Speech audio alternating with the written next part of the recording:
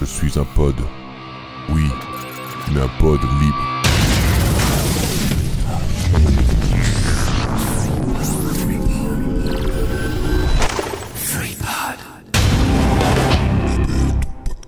Bonsoir à toutes et à tous. Ce soir, Culture Breakdown numéro 21. Pas grand chose à dire aujourd'hui, hein. C'est un vendredi 13h. Un vendredi 13h, un vendredi 13. Ah, 13h. Ah, mais oui, c'est vrai, c'est notre premier anniversaire.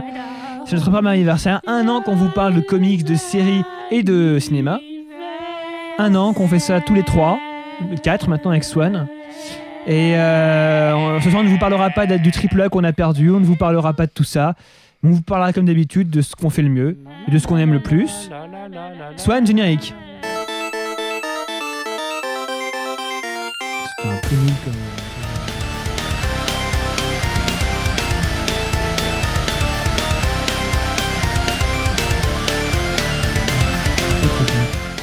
C'était même plutôt très mauvais. Bonsoir à toutes et à tous. Ce soir, Culture Breakdown numéro 21. 1 an, et oui, 1 an. Hein? Ouais! Et 1 an, bah moi j'y aurais pas cru, un an. J'y aurais vraiment pas cru, hein. Vu comment on commençait, c'était vraiment plutôt mal parti. T'y croyais toi, 1 an, je crois? Oui. Moi j'ai confiance en nous, si tu veux. Après, c'est ton tu pensais problème. Ah, t'es pas comme moi qui disais à la fin: oh putain, c'était vraiment J'en ai pire. marre, cet épisode, c'est le pire qu'on ait jamais fait. C'est le pire qu'on ait jamais fait, quoi. Et toi, Mathieu? J'avais aucune idée de comment j'allais faire pour caser tout ça dans mon planning, mais j'ai réussi à le faire. Et ouais, t'es un mec busy, on le sait, et pourtant t'es là. T'es dans la place, quoi. Tu représentes. Carrément. On parle rarement de comment on gère le podcast, comment on organise tout ça, mais c'est vrai que le planning, on gère mal et ça nous prend beaucoup de temps, quoi. Donc c'est vrai que le nombre d'heures passées dans l'année à préparer les différentes émissions qu'on a fait, ça nous en a bouffé beaucoup d'heures. Ouais, écoutez Xavier raconter de la merde, vous vous rendez pas compte, hein. Et on en a vu des films de merde pour préparer l'émission aussi, c'est impressionnant. C'est des fois, oui. Des fois, je me dis que je devrais être payé, en fait. On s'est sacrifié pour vous, on peut le dire. Fois, hein. On peut le dire, on s'est sacrifié pour vous. On paye notre personne. Et c'est pour ça que dès maintenant, on attend que vous nous fassiez des dons. Non, voilà. Bref, on rigole, hein, c'est vraiment pas... Pas vraiment, en fait. Est-ce qu'on rigole vraiment? En fait, on n'est pas très drôle. Pour prendre au sérieux tout ce qu'on dit. Par contre, là, il nous saoule vraiment à parler en même temps que nous. Swan! D'accord. Au départ, t'étais simplement un auditeur quand on t'a. C'est vrai. Hein. Et qu'est-ce que tu. Putain, il a pris la grosse tête, quoi. Ouais. On l'a sorti du caniveau, là. Exactement. Et puis maintenant, il travaille Aucune reconnaissance. Il travaille avec Monsieur Piouf, quoi. Maintenant, le mec, il se la pète, quoi. Franchement. Alors, Swan. Bientôt la peur du Capitaine. Bientôt la peur du Capitaine. Alors, Swan, qu'est-ce que t'en penses? 1 an de Culture Breakdown, c'est pas un peu genre la malédiction suprême ou un truc comme ça? Moi, je me demande s'il y a des mecs qui ont vraiment écouté pendant 1 an, en fait. Je pense que c'est du mytho, ils ont pas tenu. De quoi on va parler aujourd'hui? Bon, bah on a un petit programme, je te laisse dire. Alors ce soir, émission spéciale, hein, 1 an, on va faire... Surtout pour le début d'année en fait. Surtout pour le début d'année, hein, ça coïncide. On va conjuguer 2 choses. D'abord, on va faire un bilan de l'année 2011, exactement, oui, de l'année 2011. Donc on va faire ça au niveau des comics, des séries et du cinéma. Donc on va vous faire un top 5 chacun. Moi j'en ferai pas en série. Je crois que Geoffroy n'en fera pas en comics. Dans comics, non. Voilà, mais en gros, on va tous vous présenter ce qu'on a préféré, les 5 choses qu'on a préférées dans chaque domaine. 5 ou plus, 5 ou plus. Un peu moins, à peu près, quoi. Ensuite, on vous fera ce qu'on aimerait voir durant l'année prochaine, donc dans les 3 domaines encore. Et ensuite, on vous fera quelques petites chroniques vite fait. Encore une fois, sur les 2 dernières semaines, un peu plus, puisque ça fait un petit moment qu'on n'a pas enregistré le numéro. Donc aujourd'hui, pas d'invités, mais certainement des invités prochainement. Sans aucun doute. Sans aucun travail. Doute. Et Swan, au lieu de jouer à The Binding of Isaac, est-ce que tu peux lancer le jingle dossier, s'il te plaît? Merci, Swan.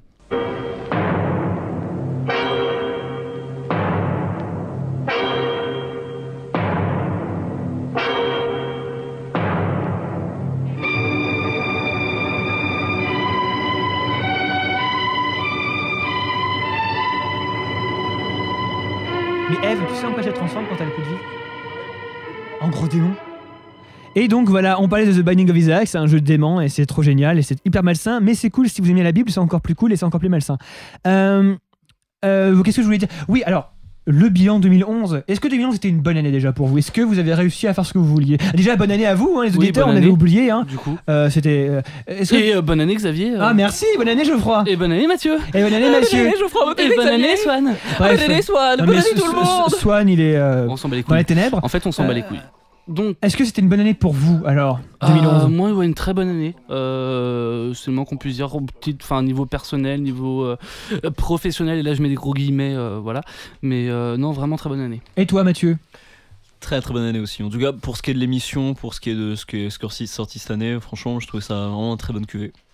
Oui, moi, c'est un peu comme d'habitude, hein, bof. Donc d'abord, les bilans. C'était pas les années 70, quoi. Le sida, tout ça? Pas vraiment. C'est les années 80 en plus, le sida. Oui, non, putain, mais revois tes classiques, quoi. Non, ok, vas-y. Donc, non, le mais bilan, parce que c'est marrant, on fait un petit bilan. quand on parle de nazis, ça part tout de suite beaucoup plus vite. Là, je balance une blague sur une maladie dégueulasse. Bon, en même temps, il n'y a pas de terme. Tu peux pas dire espèce de nazi, quoi. Espèce de sidaïque, mais. Séropositif. Non, ça c'est pas drôle. Espèce Non, de voilà, sida c'est à la pas drôle. rigueur. Voilà. Mais non. Mon Dieu, non. on va se prendre Bon, des on s'en procès par les associations de défense. Bref, c'est. Excusez-nous, on ne veut de mal à personne. J'essaye simplement d'être drôle et ça n'a pas marché.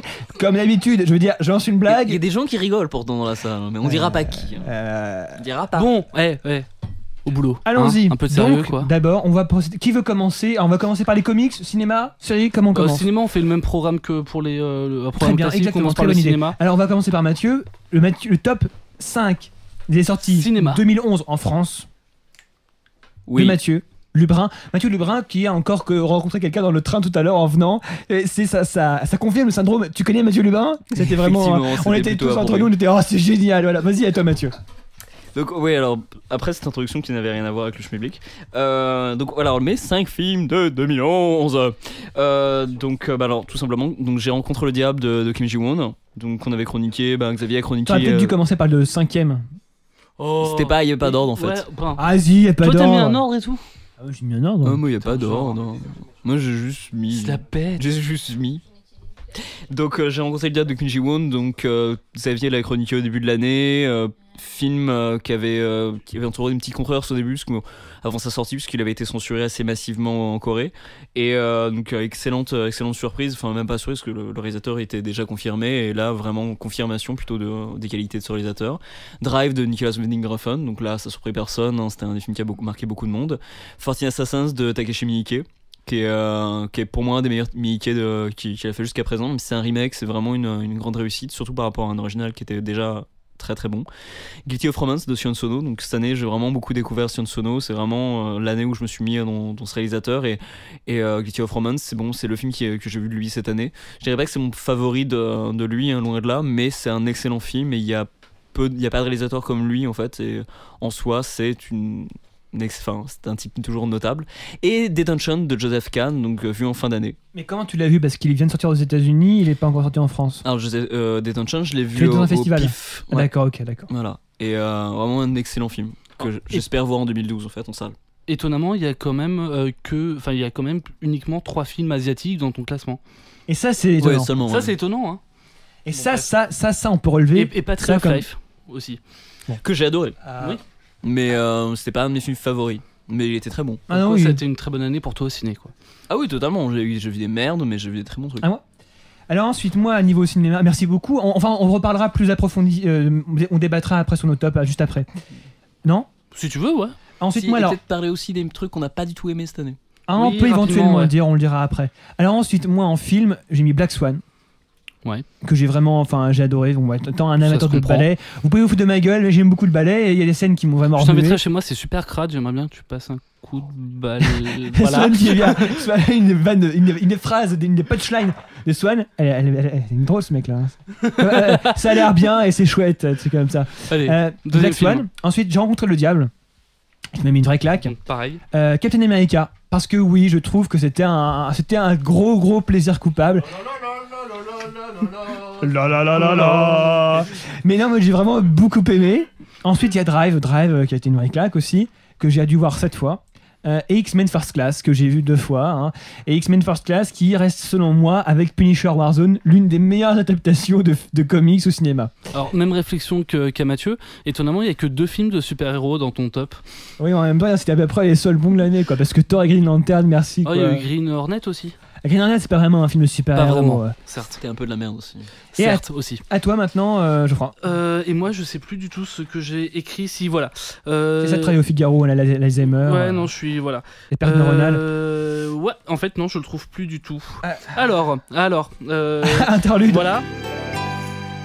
Donc j'ai mis Black Swan aussi qui est en numéro 1 parce que bon c'est génial tout ça alors que pourtant enfin étrangement c'est un des premiers films sortis cette année et c'est en fait, c'est le meilleur quoi. Il est sorti en 2010 aux États-Unis. Ouais, il est sorti en 2010 et tout début 2012 enfin tout 2011 en France ouais.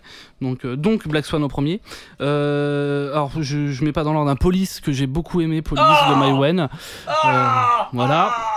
Un film plus récent encore qui est sorti au mois de décembre et qu'on avait chroniqué dans le numéro avec François Hercouet, donc le tout dernier numéro, Hugo Cabret, que pareil j'ai vraiment beaucoup aimé, qui est plus classique hein, mais que j'ai trouvé vraiment sympa. Rise of the le Planète des singes les origines, je crois que c'est un truc comme ça. J'ai trouvé très bien. Voilà. Xavier, j'ai pas mis Captain America, moi, excuse-moi. Excuse-moi. Et Never Let Me Go, qui est un film qui est sorti je sais plus quand, que j'ai trouvé très sympa aussi. Et moi, j'ai pas fait des bruits comme ça quand t'as sorti Captain America, donc tais-toi. Mais excuse-moi d'avoir du goût, quoi. Attendez, pardon. Je suis le seul à trouver que franchement ta sélection est t'emmerde. totalement absurde et ne contient quasiment aucun bon film à part Black Swan. Non, c'est vrai, Geoffroy, on te reproche pas d'avoir du goût, on te reproche juste d'avoir mauvais goût. Mais je vous encule, putain. L'un après l'autre, quoi. Mais attends, Never Let Me Go, mais hein? Ah, pas vu, bah t'as rien fait quoi. Alors, vu que j'ai vu aucun film Non, sur, bah, par exemple... sur le lot, honnêtement c'est du troll. Hein. Non, par exemple, non, il est pas pour revenir sur Captain America. Ce qui m'inquiète, c'est que Xavier, c'est pas du troll, quoi. Ah non, moi c'est pas du troll, je suis très honnête là. Non, mais Captain America, par exemple, je sais très bien que la plupart des gens ici l'aiment pas. Enfin, on l'aime pas tous de la même manière.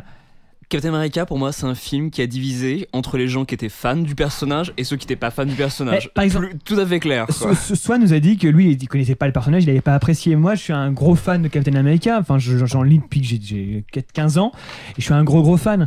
J'adore ce personnage et le voir bien adapté à l'écran, j'ai trouvé ça intéressant, Swan. Concrètement, quand on n'aime pas le personnage, le problème c'est que le scénario est pourri, c'est pas beau, la le musique début est reste sympa, mais minable, c'est vrai qu'après après ça est chie mauvais. quoi.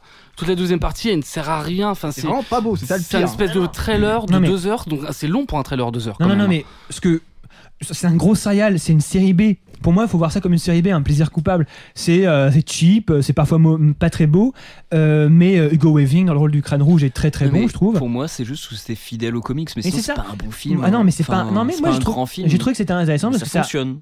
Ça fonctionne très bien. Et moi, j'ai trouvé que c'était une bonne adaptation. J'ai trouvé.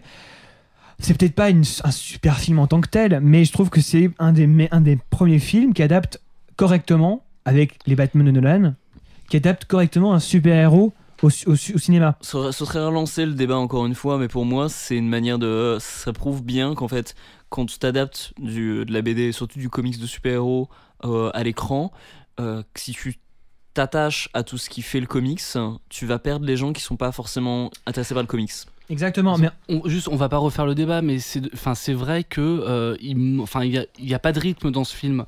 Il y a un rythme qui est totalement haché. Ça va assez lentement au début, on sent la progression, puis d'un coup ça saute, je sais pas combien de temps, on sait pas d'ailleurs, c'est peut-être 6 mois, 1 an, 2 ans. Oui, ça, c'est et vrai on que repasse sur la fin et il ne se passe rien quoi dans ce film, c'est hallucinant. C'est vrai que l'ellipse est très mal gérée, mais en soi, ça aurait été la même chose dans une BD, ça aurait très bien fonctionné. Et parce je pense que c'est pas la même narration. Mais exactement. Et je pense que les gens qui ont aimé le comics et qui aiment la bande dessinée, qui aiment surtout le personnage de Captain America, ont fait genre ah ok c'est cool, il y a tout ce que je voulais voir à l'écran.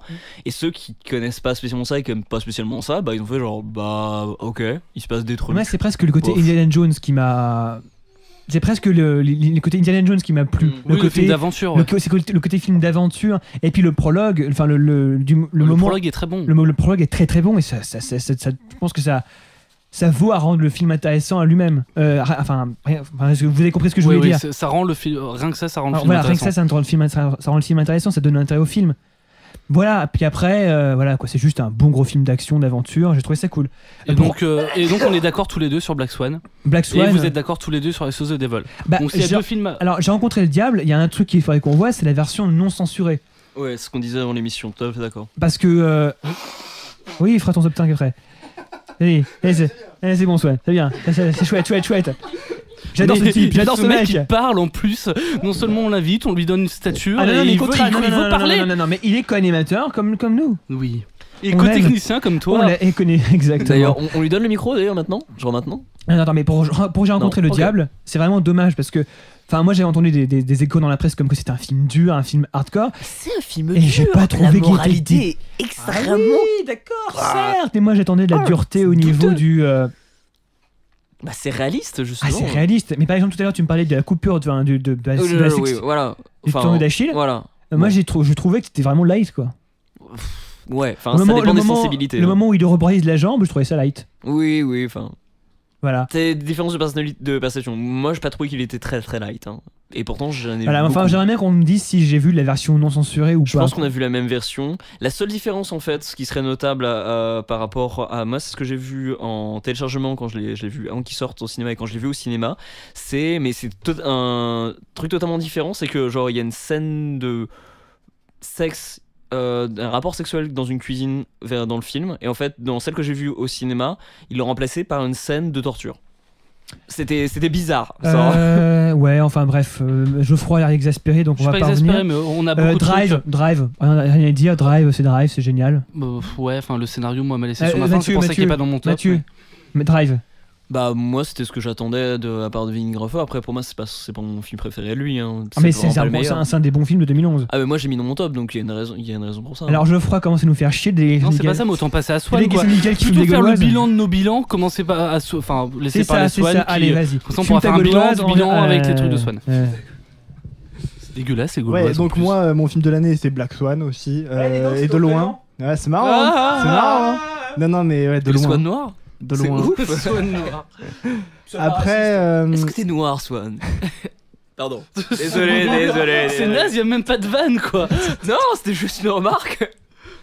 après, il y a un film dont vous avez pas parlé et que je trouvais génial, mais qui est peut-être pas votre credo, c'est La Pielle qui habito. Moi, je trouvais Ah, je l'ai pas vu, moi. Ultra- alors, Je l'ai pas vu. La Pielle qui habite, je l'ai vu avec une amie. Je l'ai trouvé ultra dérangeant. J'ai.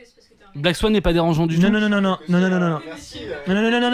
Non, parce que on va pas spoiler le film, mais il est très intéressant. Hein. Mais il y a quand même des trucs au niveau de l'éthique qui sont moralement dérangeants. C'est pas au niveau des choix sexuels que j'ai trouvé ça glauque, mais au niveau de l'éthique, il y a des trucs qui sont vraiment un peu révulsants, que j'ai déjà été révulsé quoi.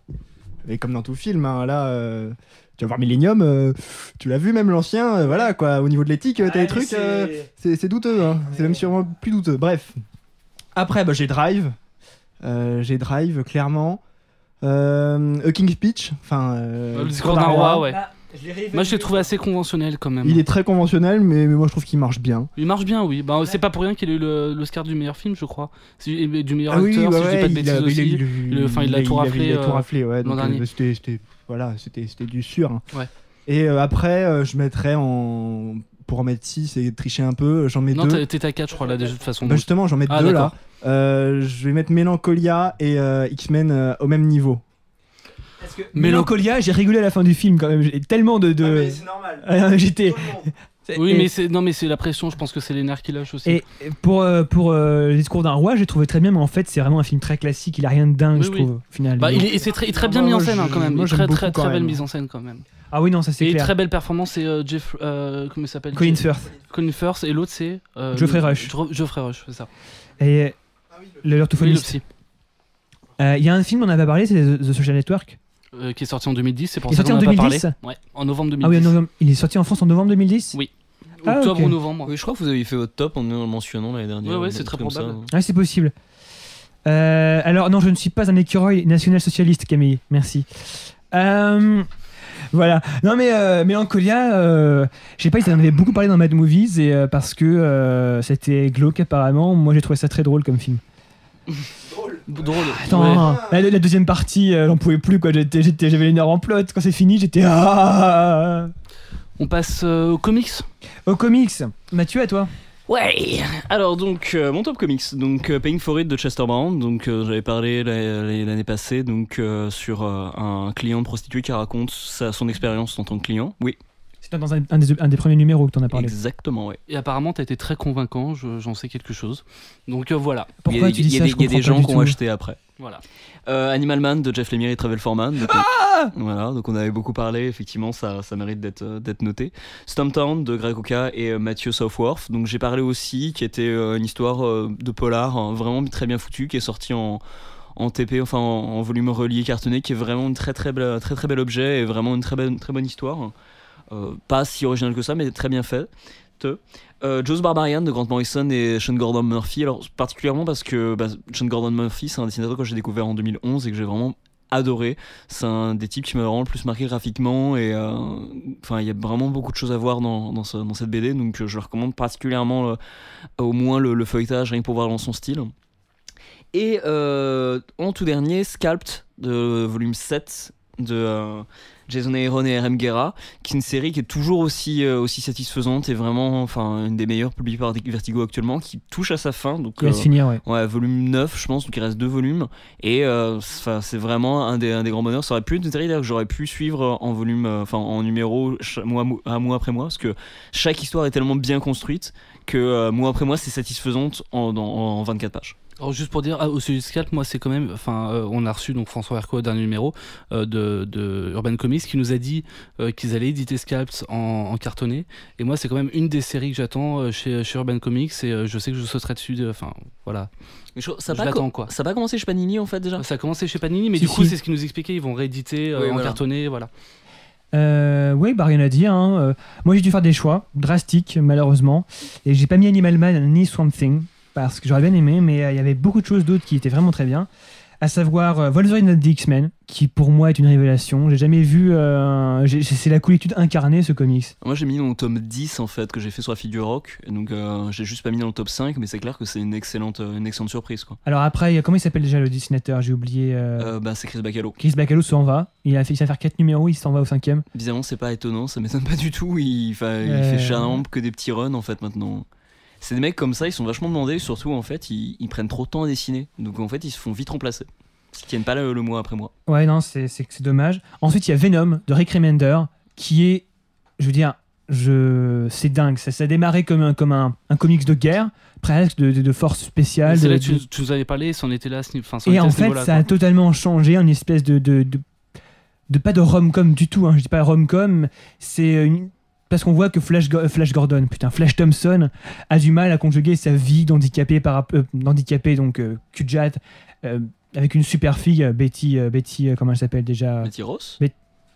Ouais, je crois. Ouais, non, pas Betty Ross, mais enfin la brune là. Betty Boop. Exactement. Une des copines de Peter Parker. Et non. Et ça a évolué, c'est devenu quelque chose de très intéressant, parce que maintenant on voit que Flash n'est plus dans l'armée, quoi. Il est totalement seul en dehors de l'armée avec le symbiote, et c'est hyper intéressant la manière dont ça se développe. Je vais continuer, puisque maintenant il va à Las Vegas, il va rencontrer le mec au crâne de feu là, j'ai oublié son nom. Ghost Rider, X-23, la meuf comme Wolverine avec de l'âme, et il va rencontrer Red Hulk à Las Vegas. Ça va être nanar. Ça va être très nanar, mais ça va être bien. Ensuite il y a Uncanny X-Force, qui était aussi scénarisé par Rick Remender. Alors Rick Remender, j'ai l'impression que c'est le scénariste de comics de super-héros de l'année. Icon X-Force, j'en ai lu énormément de très bonnes choses après que tu en aies dit du bien, et je pense que je vais me prendre les TPB à l'occasion, parce que ça a l'air vraiment génial. Excellent. La saga d'Archangel vient de se terminer, et c'est juste fantastique. Il y a une nouvelle arc qui va commencer, avec des Captain Britain partout. Et là, c'est la fin, et c'est juste dingue. Il y a plein de choses qui changent, il y a plein de personnages qui sont morts, d'autres qui sont arrivés, d'autres qui reviennent d'une autre dimension. C'est très intéressant, c'est très bien fait, c'est très bien géré. Je vous parle des milliers de dollars, des milliers d'euros là-dessus, comme quoi ça va être une des séries de l'année 2012, vu comme ça part. Ensuite, Action Comics de Grant Morrison. Of course. Qui redéfinit totalement le personnage de Superman pour l'instant. Le dernier numéro en date, le numéro 5 je crois, ou numéro 4, numéro 5.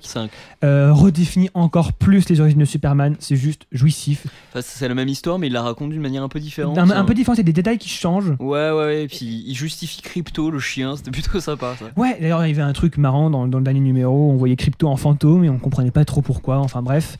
Ensuite il y a Daredevil, qui pour moi est la meilleure série de 2011, scénarisée par Mark Waid. Enfin, en termes de comics de super-héros, parce que... Oui, clairement. J'en marquais qu'il n'y a que ça, en fait, dans mon top. Ah oui, il n'y a que ça dans mon top. J'ai quasiment que du super-héros. Et Daredevil, c'est juste un aspect totalement... Excuse-moi, Geoffroy, je parle un petit peu. C'est un aspect totalement différent du personnage qu'on ne connaissait pas vraiment jusqu'à maintenant. Jusqu'à maintenant, Daredevil, c'était un peu le héros sérieux, très torturé, sombre. Et là, il nous en montre Mark Waid nous montre une facette du personnage qui est très rigolarde, très, très drôle, très très bien avenante, bienveillante. Mais en fait, il y avait mais je me souviens plus du nom, mais il y avait un scénariste déjà qui avait fait ça en fait à un moment dans la série, mais ça remontait à il y a quelques années. Et c'est vrai que ça avait pas été refait. Beaucoup de gens après s'étaient replongés dans le Daredevil torturé, ce qu'avait fait Bendis et Maliv sur le titre. Et qui était pas forcément top. Non, c'était mortel. Qu'est-ce que tu racontes? Non, après, c'était avant Shadowland alors. Oui, Shadowland, c'était pas bon en fait. C'était la conclusion au moins de 4 ans d'excellence en fait. C'est pour ça que ça a été un peu rude pour beaucoup de monde. Enfin, moi en tout cas, j'ai quitté le titre après ça parce que c'était pas bien quoi. Mais ça faisait 4-5 ans que c'était fantastique Daredevil, mais c'était plutôt sombre. Et donc Daredevil, c'est vraiment un truc génial. Je pense que ça va sortir en France bientôt, vu comment ils sortent Panini les trucs Marvel en ce moment, c'est plutôt rapide. Je pense qu'ils vont le sortir dans les Marvel Stars, un truc comme ça. Des trucs dont on peut parler, Swamp Thing, évidemment, génial. Animal Man, génial aussi. Batman, Batman était très bon. La série de Greg Capullo. Non, mais j'ai pas lu. J'ai bien aimé. Moi, je trouve ça vraiment pas mal. Après, il y a beaucoup de séries qui viennent d'être annulées chez DC Comics. Ouais, mais dont Hawk and Dawn et. Après, ouais. Man of War Omac. aussi. Ouais, Man of War. Enfin bref, voilà, on vous en parlera plus tard. Comics, c'était donc Daredevil, Action Comics, Uncanny X-Force, Venom et Wolverine and the X-Men pour ma part. Yes. Alors, moi en comics, j'ai beaucoup aimé The Authority tome 2, donc sorti en France chez Panini. Vraiment beaucoup aimé. Et sinon la trilogie Warren Ellis, je crois que le dernier est sorti cette année.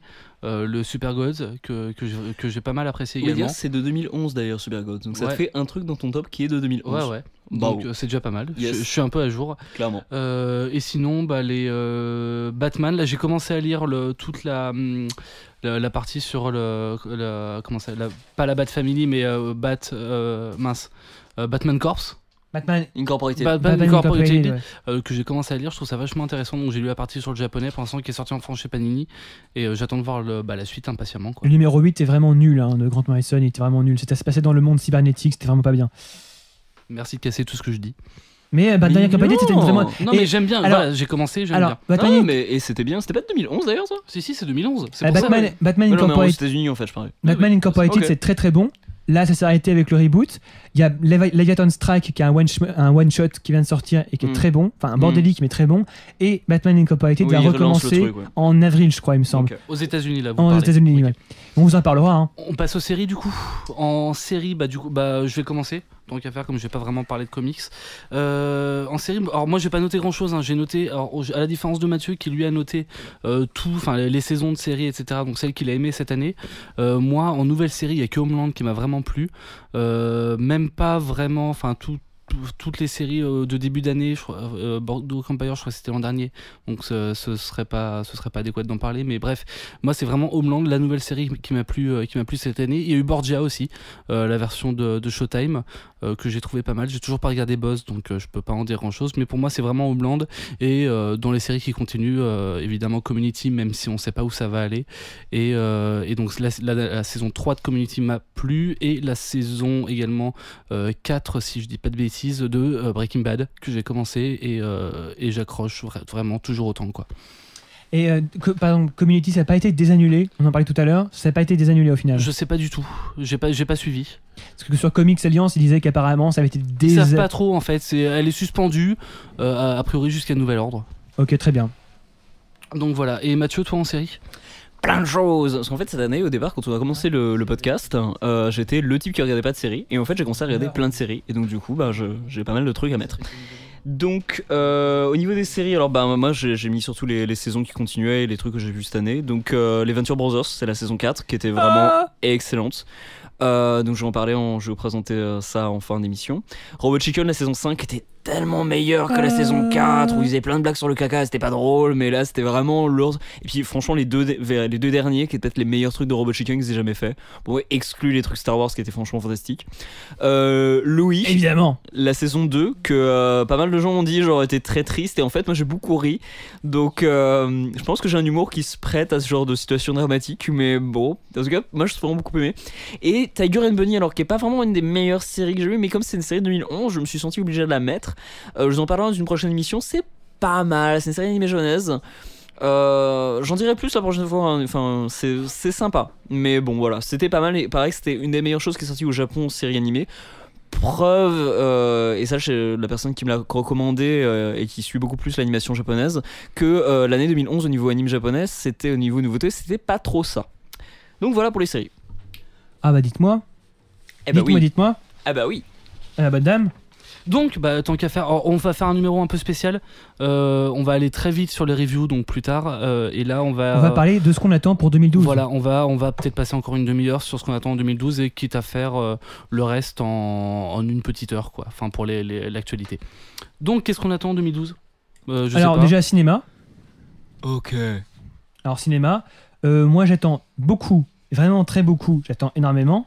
Par exemple, déjà... On va parler de film après film parce qu'on en a beaucoup Prometheus. qui reviennent de toute façon. Prometheus, forcément. Prometheus. Film 2. Prometheus, film de Ridley Scott. Forcément. Qui serait un ADN d'Alien, comme il a dit dans nos movies. C'est pas vraiment un préquel. Mais les dernières minutes... Voilà, il y a des points communs, c'est le même univers qu'Alien. Avec le Space Jockey. Alors Millennium qui sort la semaine prochaine dont on vous parlera très certainement et que j'attends avec une impatience non dissimulée et très dissimulée. World War Z. Alors je sais pas si 2013 alors ou 2012. C'est 2 janvier 2013 2 janvier donc moi je l'avais noté aussi. World War Z ce sera dans un an quoi, et on sait pas du tout par qui. Je crois qu'on a quasiment aucune info là-dessus. Donc bon, mais c'est adapté du bouquin de Brooks, voilà. Oui, Max Brooks, oui, Max Brooks. Oh, excuse-moi, j'ai eu un gros. Et sinon, vous en avez pas marre des zombies? Non, parce que il y a beaucoup trop de zombies quand même. Ah, c'est bon, tranquille. Oui, mais ensuite, de films, t'en as pas énormément, quoi. Enfin, j'ai pas l'impression. Ah bon. Ok. Non, mais c'est vrai. Bon, voilà, quoi. C'est pas comme si. Il y a toujours eu des films de zombies, de toute façon. Toujours. Bon. Après, il y a The Avengers, Batman, Spider-Man, Bilbo. Grosse. On peut parler un peu plus longuement de chaque film. Enfin, là, après non, là, maintenant. Parce que moi, je vais avoir les mêmes films que toi quasiment, donc autant qu'on en parle. Par exemple, Prometheus, j'attends vraiment ça avec impatience parce que le trailer est très alléchant. Oui. Le trailer qui est sorti en décembre, juste avant Noël. C'est un trailer de trailer en plus. Ouais, c'est un trailer c'est un teaser donc. Et c'est trailer de trailer, il y a le teaser. Mais trailer fois trailer. Non, mais le trailer est-il Trailer est-il La rubrique d'Alex Servo sur Vodcaster maintenant d'ailleurs. Ah mince, je pensais que t'avais inventé un jeu de mots horrible. En fait, non, tu l'as repompé. Putain. La déception. Alors moi, je suis un gros fan d'Alien, de tout, hein, même Genet, le 4, bon. Ouais, non, mais le Genet, faut le regarder pour rire en fait. Il y a Swan qui se moque de Xavier derrière. Mais Genet, il est drôle en fait quand t'as vu tous les autres avant et que t'es bien fatigué. Ah, il est pas terrible, hein, mais. Il est drôle. Ah, il est drôle. Bref, et donc, ouais. Et moi, j'attends. Si c'est juste pour voir j'attends une énième variation sur le thème d'Alien en fait. C'est juste ça. Et moi, j'ai très peur par contre du fanservice, que ça soit uniquement du fanservice et qu'il n'y ait rien derrière. Et je pense que ce sera pas du fanservice. Je sais pas. Il y aura la compagnie toujours. Oui, non, mais il y aura tout ça, mais que ça soit genre, il y a un clin d'œil là, il y a un clin d'œil là, et qu'il n'y ait que ça en fait. Je pense pas que Ridley Scott, il est pas de ce genre. Le casting est monumental. Enfin, faut le dire aussi. Quoi. Fassbender dans le rôle d'un des androïdes. Oui, non, ça va être magnifique. Noomi Rapace dans le rôle de la. Noomi Rapace qui joue également dans. Qui jouait dans la version originale dans la version suédoise de Millennium et qui va jouer dans Sherlock Holmes 2. Exactement. Donc Prometheus, gros bonheur là, franchement, bonheur BONER. Batman. Voilà, et Batman aussi, Batman The Dark Knight Rises. En fait, je pense que les gens se prennent un peu trop la tête avec ce film parce que ça peut très bien être une grosse déception. Je pense pas que ça soit une grosse. Non, je pense que ça a le potentiel d'être une grosse déception tellement il y a d'attentes derrière. Et là, je vais faire mon hater. Mais ça sera un bon film de toute façon. Là, je vais faire mon hater, mais c'est les gens qui ont appris à connaître Batman avec The Dark Knight Rises qui a. Non, arrête de dire de la merde. C'est juste Nolan qui peut chier ou qui voilà. Ah non, bien sûr. Bon, quoi. Mais les gens se montent la tête sur ce film parce que The Dark Knight a ce statut d'œuvre culte déjà. Oui, alors que moi j'ai découvert Batman avec Batman Forever, si tu veux, donc ça peut être que positif Dark Knight Rises. Ah voilà, clairement. Non. Là, je suis très mauvaise foi. C'est un bon point. Là, je suis très mauvaise foi. Le problème, c'est que je pense qu'il faut attendre clairement de voir. Oui. Non, juste il y a Laurent qui demande sur le chat si Bane c'est une bonne idée. Moi je pense que Bane ça peut être une bonne idée, clairement. C'est mieux que le crocodile ou mettre le comment il s'appelle, le Mad Hatter. Je pense que c'est beaucoup mieux. C'est un héros beaucoup plus réaliste. Ouais. Et moi ça me dérange pas parce que Bane c'est quand même un personnage qui est assez complexe au final. C'est pas juste un gros bourrin. Ouais, pour moi c'est un gros bourrin. Et ses motivations sont pas de casser Batman pour casser Batman. Casser Batman. Non, en il gros, va lui casser le dos quand même. voilà, et puis, Casser Batman. Enfin, j'espère qu'il va lui casser le dos. ce qui me gêne un peu, c'est la hype autour du film, comme quoi, oh, dès qu'il y a un truc qui sort, dès qu'il y a une image, oh, c'est génial. En même temps, les trailers sont super beaux, quoi. En fait, t'es un hipster. Enfin, Swan dit sauf le truc du, je pense qu'il pense au stade, mais ça reste super beau. Ah, le stade, la scène du stade est vraiment moche, hein, Ah par non, moi contre. j'aime beaucoup. Ouh, c'est très très moche. Il y a Marion à Cannabis sur le chat qui demande s'il y aura le pingouin. Non, et non, il n'y a non. pas le pingouin. Non, il y a juste un Il y seul aura- méchant là. Et il y aura donc Bane et Catwoman.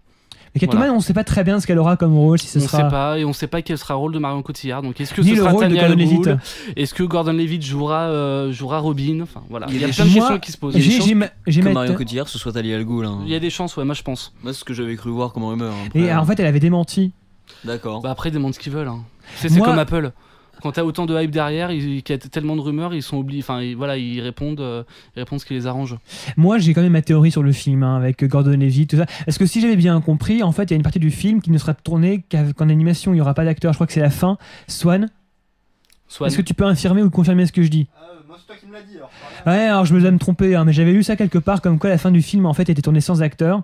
C'était de l'animation. Alors, il y a beaucoup de rumeurs sur la fin Il y a du beaucoup film. hein. Donc, de rumeurs. voilà, la fin du film, on va pas vous faire état des rumeurs parce que vous voulez peut-être pas être spoilé de toute façon, et je comprends. mais mais il y a- pas spoilé. Voilà, Moi, mais on n'en sait rien. de toute ma façon. théorie, Voilà. c'est que. Non, mais on va pas donner de théorie. On théorise pas. C'est Parce bon, qu'il y a stop. des gens qui veulent ne rien savoir Mais sur le film. donc On voilà. va pas faire 20 millions de kilomètres Bref. sur le putain de film avec Oui. Batman. Bilbo, Oh, Bilbo. Ouais, Oh, faites Bilbo. 20 000 Tu voulais kilomètres dire si quelque sur chose? Bilbo. Swan, tu voulais dire quelque chose? on va aller vite.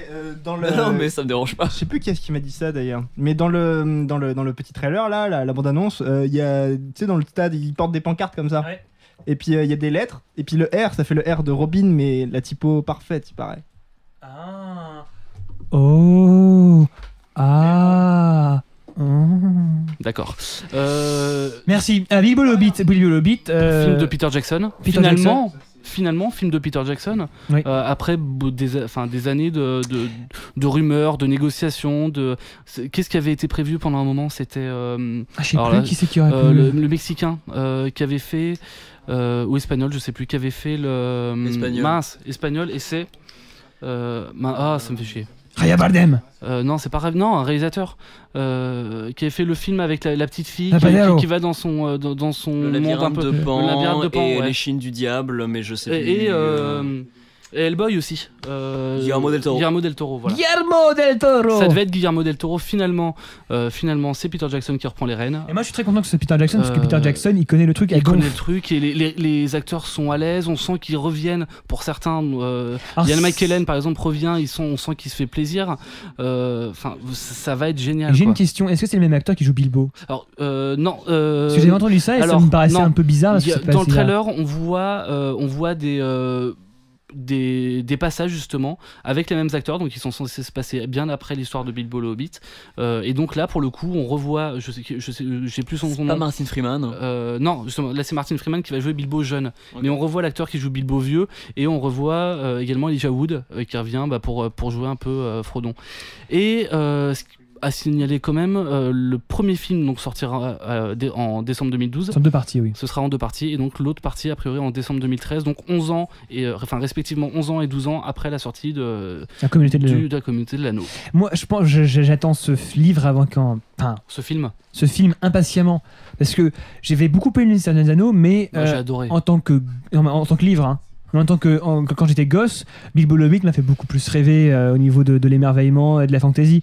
Et je pense que c'est avec Peter Jackson, on peut avoir du très très très très bon. Je lui ai fait relativement confiance là-dessus. Il peut pas trop se planter. Le matériau de base est d'une classe et d'une qualité incommensurable et inégalable. Et lui, c'est réalisé et il connaît le truc par cœur. Donc, je pense qu'il n'y a pas trop de risques. Non, mais ça sera très bien.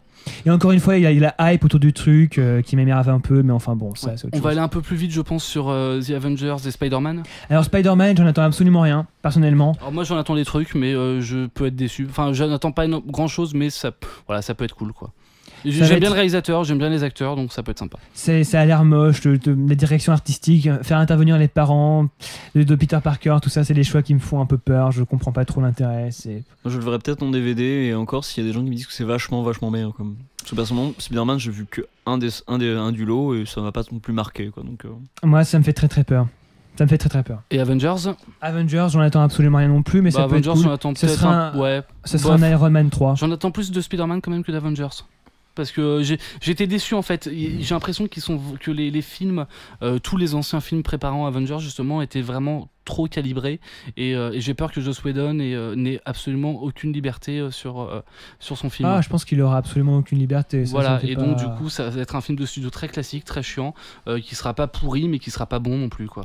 Bah, je pense que là, pour le coup, c'est exactement le même débat pour Captain America. Étant donné que j'aime bien les Avengers, je pense que je vais bien m'amuser. Mais ça va pas être un bon film. Mais enfin, ça va pas être un grand film. Mais ça va être marrant. Je pense qu'il y aura même pas le côté série B. Je pense qu'il y aura même pas le côté serial. Ça va faire des gros boom boom avec des types en costume qui vont faire genre je suis cool, regarde j'ai des répliques qui déchirent, je suis cool, regarde j'ai des répliques qui déchirent, et c'est tout. J'attends simplement la réplique d'avec Loki qui dit I have an army et Iron Man qui dit we have a Hulk. Ouais. Et j'attends cette réplique quoi. Ensuite. Alors moi je vais passer peut-être à mes films aussi rapidement sur 2012, les films qu'on n'a pas cités. J'avais noté Night of Badassdom, donc un film dont on a entendu parler à la Comic Con de San Diego cet été. Je pensais que c'était une grosse blague ce truc en fait. Non, bah je crois pas en tout cas. Enfin, il a une fiche MDB, il a l'air sérieux.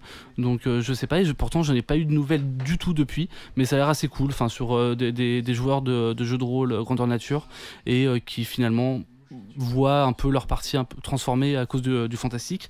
Donc Night of Badassdom, Monsieur et Madame Hanson de Alexandre Astier, le premier film d'Alexandre Astier au cinéma, enfin, et ce qui veut dire également que la trilogie Kaamelott se rapproche, donc j'attends de voir ça. Et Alexandre Astier, il a pas eu des problèmes récemment là sur la piste du Marsupilami de Chabat, alors pareil, c'est vraiment pour le réalisateur, il avait fait du bon boulot avec, je trouve qu'il a fait du très bon boulot avec Astérix, et puis là ça peut être drôle. Xavier, je crois que tu as une théorie d'ailleurs sur ce film. Ah, je pense qu'on verra pas du tout le Marsupilami. C'est qu'on le verra pas du tout le Marsupilami, ou alors juste sa queue. Et qu'après, le reste, c'est vraiment pour la comédie. Men in Black 3, juste pour savoir ce que ça. Voilà. Juste pour le délire, quoi. Il y a Josh Brolin dedans, non? C'est possible. Nul à chier. Ouais, mais c'est pour le délire. Je l'ai vu le même jour, presque. Je crois. Après l'abondance de G.I. Joe 2, ça avait l'air moins bien. G.I. Joe 2, ça avait l'air mieux. C'est dire quand même, parce que le 1 c'était une grosse. C'est vrai que clairement, ouais. Le trailer de G.I. Joe 2 est pas si mal que ça. Ça avait l'air débile, mais marrant. Et ouais, c'est drôle, hein. Mais Men in Black 3. En fait, Men in Black 1 était génial, ils auraient dû s'arrêter là, en fait. Ouais, clairement. Parce que le 2. était pas top, hein. Alors sinon il y a La Menace Fantôme en 3D. Ouais. Non, je plaisante. Non, je déconne. Alors... par contre là j'irais bien le voir juste pour les courses de pod. Les courses de pod en 3D, ça peut. Oui, la pourquoi course de pas. pod. Et puis je m'en fous, j'ai ma carte, hein. Donc voilà. Mais attends, t'es sûr que la carte marchera? Oui, elle marchera. Bah oui, elle marche. Oui, elle marchera. Oui. Que la carte marchera? Oui, elle marchera. J'ai noté Abraham Lincoln Vampire Killer. Alors ça, dis-nous en plus parce que je sais pas du tout. En fait, juste pour expliquer comment j'ai fait ma liste, j'ai regardé l'agenda sur Allociné, j'ai vu tous les films, j'ai vu un film titré Abraham Lincoln Vampire Killer, donc tueur de vampires, et je me suis dit ça peut être cool, quoi.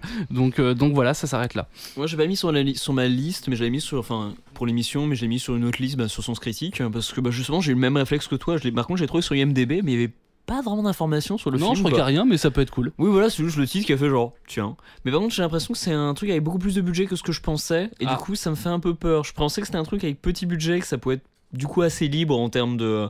C'est vrai que c'est le risque. Ton.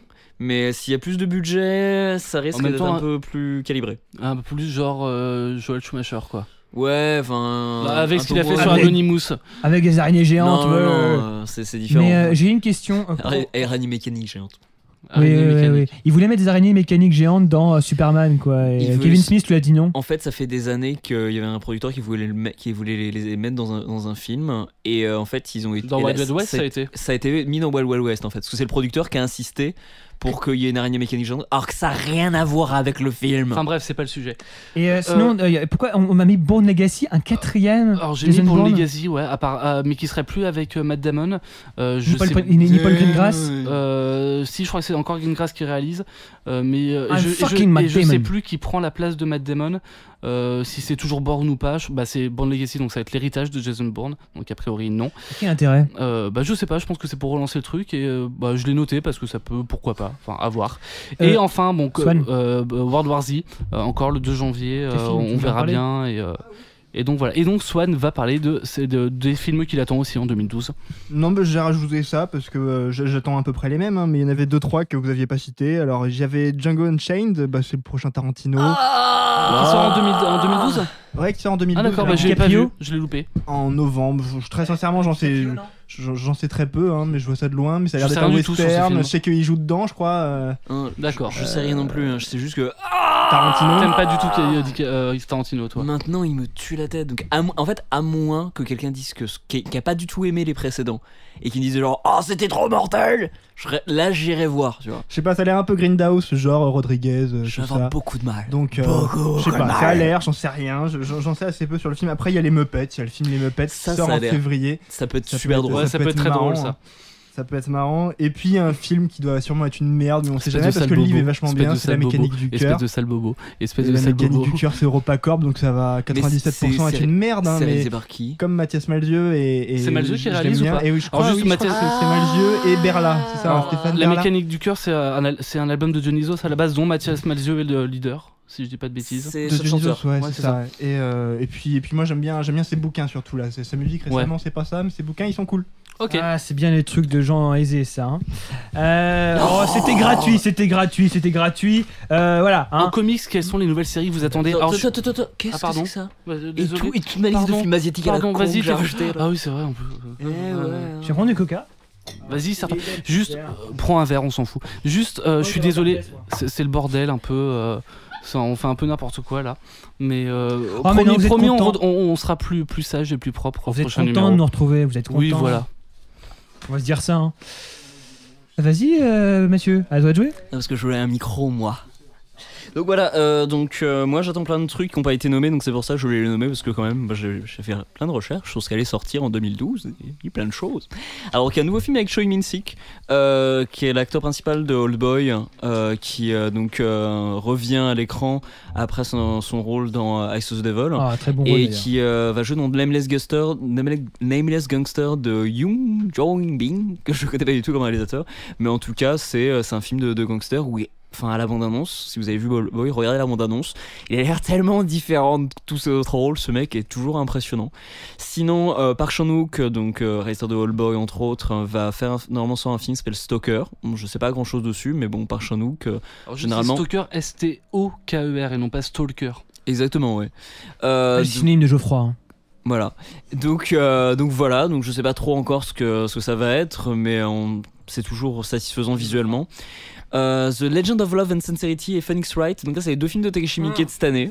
Phoenix Wright, il a l'air tellement génial. Alors, ce film. Phoenix Wright, ça a l'air tellement fidèle aux jeux vidéo. Moi, j'avais bien aimé, mais sans plus. Il y a des photos qui traînent. Je vous invite vraiment à regarder les photos. Et dès qu'il fait Objection, t'as Objection. Ah non, mais il y a déjà des bandes annonces. C'est génial. C'est exactement comme le jeu génial. vidéo. Ce film va être dingue. Si vous aimez le jeu vidéo, vous ne serez pas dépaysé. Ah, mais non, clairement pas. Et The Legend of Love and Sincerity, pareil, il y a un teaser et ça a l'air tellement un truc de poseur. C'est l'adaptation, je crois, d'un manga romantique. Ça peut être marrant, honnêtement, ça peut être marrant. Et il y en a encore deux de lui qu'il a fait en 2011 que j'ai pas vu, Ninja, et encore un autre. Je sais plus, j'ai plus en tête. La Taupe qui va sortir en début d'année, donc de Thomas Alfredson. Oui, ça a l'air pas mal. Hein. C'est quoi c'est l'adaptation d'un. Swan l'a vu. Swan l'a vu. C'est l'adaptation d'un roman de John le Carré. Donc c'est du espionnage. J'ai vu la bande annonce. C'est avec Tommy Lee Jones ou je me trompe totalement? Je sais plus. Ça c'est Man in Black 3. Il y a Colin Firth. Il y a le mec avec les lunettes. C'est qui le mec avec les lunettes? Le mec avec les lunettes, les gars. Est-ce que vous savez qui est... Non, bref. Alors, de quoi ça parle d'ailleurs? C'est une histoire d'espionnage en fait. Moi, je m'en fous. J'ai vu les images et rien que l'atmosphère même et le fait qu'il y avait Monsieur Cumberbatch qui joue dans Sherlock actuellement, qui sera aussi dans Bilbo d'ailleurs. Il fera la voix d'un dragon. Gary Oldman, voilà. Ce sera Gary Oldman. Merci à Laurent. Donc voilà, donc ça peut être très bon. Peut-être Upstream Color de Shane Carruth. Alors Shane Carruth, c'est le réalisateur de Primer, film qu'il a réalisé, produit, il jouait dedans, c'est lui qui a fait la bande son, c'était son bébé, c'est un de mes films favoris, j'adore ce film. Et là, s'il arrive à faire quelque chose... S'il arrive à faire quelque chose comme il a fait dans Primer, ça peut être incroyable. Alors Primer, j'ai eu beaucoup de mal avec ce film. Quoi. Ah, il est fantastique. Moi, c'est un des seuls films que, après l'avoir fini, j'avais envie de le revoir tout de suite. Quoi. Primer, ça a été bien le film où il y a des gars qui voyage dans le temps de manière réaliste. J'ai trouvé ultra dur à suivre. En fait, quoi. J'ai vachement de mal. avant de le voir, moi, on m'avait montré un schéma qui expliquait le film. Et je rien qu'en voyant le schéma, j'ai fait ok, faut que je vois ce truc. Et en 1h13, il met tellement de trucs dedans. Il aurait pu faire un film de 2h, il a fait un film de 1h13. C'est même plus que de 2h d'ailleurs. Sinon, alors, Cosmopolis de David Cronenberg. D'une, parce que c'est Cronenberg et que c'est un réalisateur que Il est j'aime déjà sur notre beaucoup. film. Il est déjà sur notre film. En France, son dernier film vient de sortir, quoi. Ah, ça faisait longtemps qu'il était sorti aux États-Unis déjà. Je sais pas du tout, honnêtement. Hunter Jones Method, qui était un très, très chouette film. J'ai beaucoup aimé. Mais là, en fait, c'est avec l'acteur principal de Twilight qui va avoir un rôle totalement différent. Et paraît-il qu'il a donné une performance de ouf. Donc, en même temps, il avait déjà joué aussi dans un film il y a pas très longtemps avec le truc des éléphants. Enfin, je sais plus. Ah oui, de l'eau pour les éléphants. De l'eau pour les éléphants, c'est Oh ça. la vache. Alors, j'ai pas vu. Hein. Ça pouvait pas forcément être très très fort. Mais ça, en l'occurrence, les images même, enfin la photo où on le voit dans une limousine, il y avait une atmosphère particulière. Ça peut vraiment être intéressant. Alors Swan, tu joues à Hollywood maintenant? Pourquoi Putain, tu joues à Hollywood, Swan? Est-ce que c'est le sosie parfait du gars qui joue dans Twilight? Ouais, Ah, c'est vrai. peut-être, ouais. Swan a un côté Edward Edward Norton. Bien Cullen. vu, bien vu, bien joué. Edward Cullen, mais Edward c'est Cullen, c'est le nom du personnage. Ça. Edward Norton. Mais donc, comment il s'appelle ce film de Cronenberg? Cosmopolis. D'accord, Cosmopolis. Donc le nouveau Nicolas Winding Refn, Only God Forgives. Donc on va voir. Un hein. film que non, j'irai pas voir. Alors, Monsieur. Seul Dieu pardonne, de quoi ça parle? J'en ai aucune idée. J'ai pas vu j'ai pas vu Ok. l'image du tout. Alors, ça peut peut-être être sur les. Et je sais qu'il doit faire aussi le remake de Logan's Run D'accord. avec Ryan Gosling. Toujours. Ouais, ils vont collaborer un peu plus. Pourquoi pas, hein. The Raid de Gareth Evans, qui, comme son nom ne l'indique pas, est un film chinois. Et là, par contre, il est déjà sorti en festival. Il a eu une grosse renommée déjà. Il règle les images, c'est de la grosse badasserie avec. De quoi ça parle? En fait, c'est l'assaut d'un. Sur le Central 13.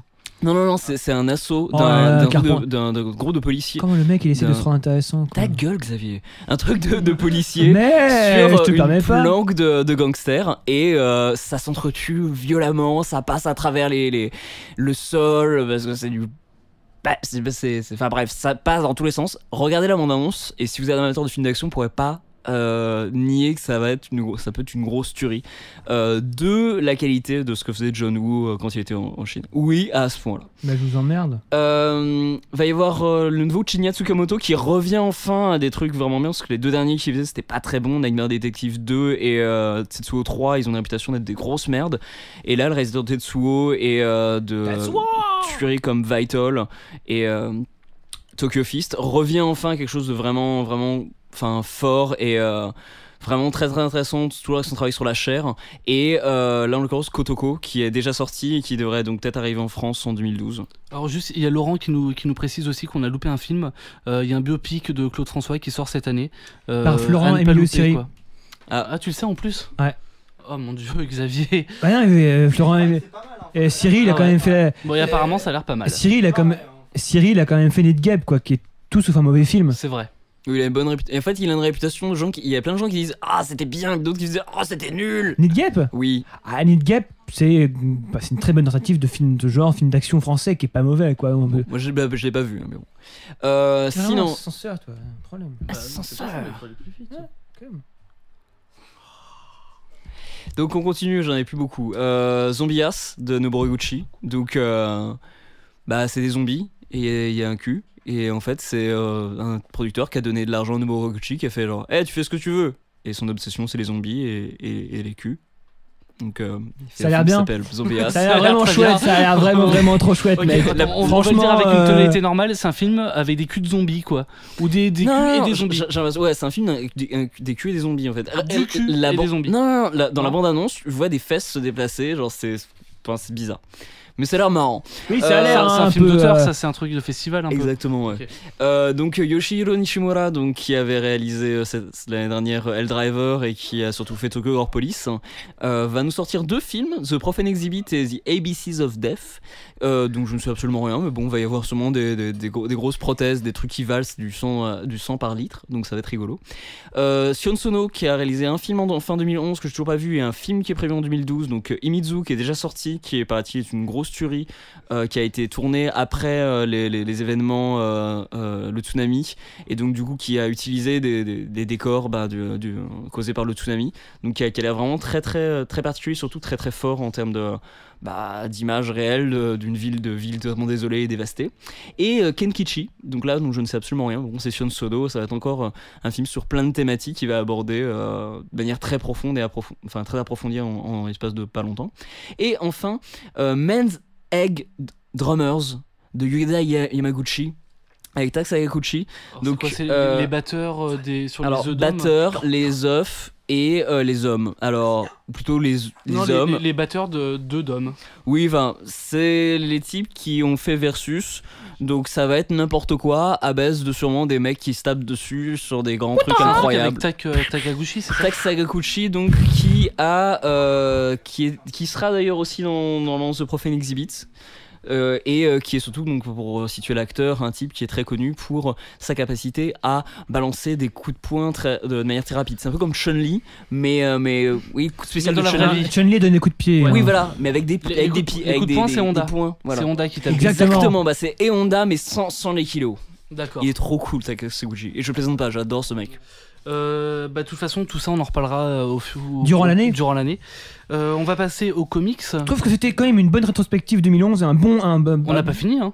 Ah bon? Si. Comment ça n'a pas fini? S'il y a des comics ou des séries qu'on attend, je sais pas. Les comics, on les a fait. C'est toi qui n'as rien dit. Les comics en 2012? Ah oui, on 2012, l'a fait. pardon. Voilà. Non, on l'a pas fait. On l'a pas fait. Oui, c'est pour ça. C'est pour ça que je disais d'accélérer tout à l'heure. Oui. Effectivement, oui. Donc moi, les comics, moi j'attends rien. Donc, moi non plus, parce que Mathieu, je t'attends prends quoi? Comme ça arrive, donc. Brand Dark. Alors très rapidement, chez Image en fait, donc ça fait longtemps en fait qu'ils sortaient des trucs mais sympathiques mais de temps à autre, et c'était pas forcément tout le temps, par exemple Infinite Vacation dont on avait parlé, il y avait des délais incroyables de sortie. Le prochain numéro il sort en avril. Voilà, donc c'était un petit peu n'importe quoi. Et là en fait ils sont partis dans une très bonne direction avec beaucoup de séries intéressantes, notamment Fatal, donc je vais parler d'un parti comics de Sean Phillips et Ed Brubaker, qui est un mélange roman noir et film d'horreur, et horreur. Prophet, qui est un reboot entre guillemets d'une série qui était créée par Rob Liefeld, donc qui est de gros types musclés qui tapent sur des gens, qui était totalement inutile. Et là qui est confié à Brandon Graham et à Simon Roy, et ce qui va donner quelque chose de beaucoup plus orienté comme du métal hurlant, donc type Moebius, avec un dessin vraiment très très Moebius, donc c'est vraiment très particulier et très différent. The Activity de Nathan Edmondson et Mitch Gerads. The Activities, Nathan Edmondson c'est le mec qui a scénarisé Jack Ellis, qui est une très bonne série qui est sortie chez Image. Alors, je hoche la tête mais je ne connais pas. Voilà, il hoche la tête mais il connaît pas, mais c'était quand même très cool. Et donc ça peut donner quelque chose de vachement sympa. Et le retour de Brian K. Vaughan, le scénariste de Why the Last Man, qui revient avec dessin Fiona Staples pour Saga. Alors je sais pas grand chose non plus, mais bon, c'est le retour de Brian K. Vaughan, c'est Why the Last Man, c'est Ex Machina, c'est Runaways, c'est un très bon scénariste. Et aussi il était scénariste sur Lost vers la fin, c'est pas forcément un bon critère, mais bon, il est sur Lost. Très bon critère. Ok. Le retour de Hellboy qui va continuer, donc Hellboy en enfer, ça va être la merde. Oh, ça va être génial. Ça va être génial, il va mourir. Ça va être génial. Dis pas ça va être de la merde, c'est un truc que t'attends. Ça va être cool. Ah d'accord, ok. Et Mike Mignola revient au dessin. Et ouais, Mike Mignola revient au dessin. Alors Duncan Fregredo s'en va, c'est un peu dommage, mais bon. Voilà. Mais on gagne le dessinateur original, donc c'est ouais. Brian Wood qui a conclu donc DMZ et qui va devoir conclure Northlanders, qui est donc une nouvelle série chez Dark Horse qui s'appellera The Massive. Et ça se finit bien DMZ ou pas? Je sais pas, j'ai pas fini. T'as pas fini de lire? Non. Et donc au dessin ce serait Christian Donaldson qui dessinait Supermarket, donc qui était pas une grande série avec Brian Wood, mais qui était plutôt sympa. Sauce Country, donc c'est pour les frites country, pour les tremper dans la sauce en fait. Non, il va y avoir des aliens, il va y avoir un président et ça va être sympa. Oh, c'est pareil. Mais c'est surtout dessiné par Ryan Kelly, qui était un très très bon dessinateur qui a bossé sur Local justement avec Brian Wood, qui était vraiment incroyable, très belle histoire. Et Paul Cornell, alors qui est récemment sur Stormwatch, qui était pas terrible, mais qui avait fait du Stormwatch, c'est pas si mauvais que ça. C'était pas si mauvais que ça. Non. D'accord, ok. Mais surtout, moi je le connais pour avoir fait Captain Britain et The MI13, ah oui, ça. qui était vraiment très très cool. Ça c'est chouette. Donc à voir. Et il a fait aussi du comics Doctor Who d'ailleurs, si je dis pas de bêtises. Et possible. Enfin Conan, toujours par Brian Wood et avec Becky Cloonan. Alors le duo Brian Wood Becky Cloonan, on les connaît surtout pour avoir bossé sur Demo ensemble, qui est leur création, qui est vraiment génial, qui est un des meilleurs trucs qu'ils ont fait ensemble, et notamment pour moi un des trucs mes préférés de Brian Wood avec Local. Et là les voir ensemble sur le Conan, ça me donne envie de lire enfin du Conan parce que j'en avais jamais trop lu. Et... Conan, ce qui était dessiné par Frazetta avant. Oui, bien sûr. Conan le barbare. Voilà, Conan le barbare, effectivement. Non, mais moi j'en ai jamais trop lu en comics, il paraît qu'il y a des très très bonnes choses. Ah, mais Frazetta, c'est fantastique. Oui, enfin c'est peint, c'est pas vraiment dessiné, enfin oui, c'est pas de la BD. Mais en tout cas, voilà, va y voir ça et ça peut être très cool. Tant que t'es lancé, tes séries que t'attends en 2012. Rapidement, hein. Allez, attention, vite. Oh. Venture Brothers, saison 5. Dont tu vas nous parler tout à l'heure, de Venture Brothers. Robot Chicken, saison 6. Et oui, déjà. Va y avoir un projet chez Adult Swim avec les mecs de OFWGKTA, donc Tyler the Creator, Melo Hype et tout ça. Donc ça peut être marrant. Et Frank Ocean aussi pour les hipsters. Et sinon, va y avoir aussi la 3e saison, donc j'ai pas encore vu la 2e, de Super Jail. La super prison. Donc ça va être trop mortel. Oh, ça va être chouette. toujours avec les mêmes personnages. Ouais, non, et les ouais. mêmes tripes dégueulasses, débiles. Exactement, ouais. Oh, ça va être chouette, ça va Trop être génial. de morts de type original. Trop cool. Et moi, deux séries que j'attends, alors des nouvelles séries, hein, pas des prolongements, que j'attends vraiment, c'est Alcatraz de J.J. Abrams qui va commencer très bientôt.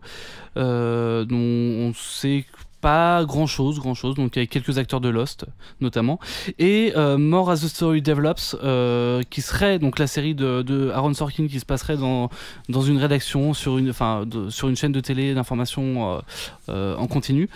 Et donc qui serait rebaptisé The Newsroom. Donc voilà, ces 2 séries j'attends, et donc là pour le coup ce serait plutôt en septembre. Voilà. Très bien, merci beaucoup. Donc c'était une bonne rétrospective 2011 et de bonnes prévisions 2012. Alors, on était un peu long. On dit bonjour à Piouf sur le chat, à Adoumi qui est là. à Angel qui apparemment est une fan, je ne comprends pas trop, à l'ami Xavier.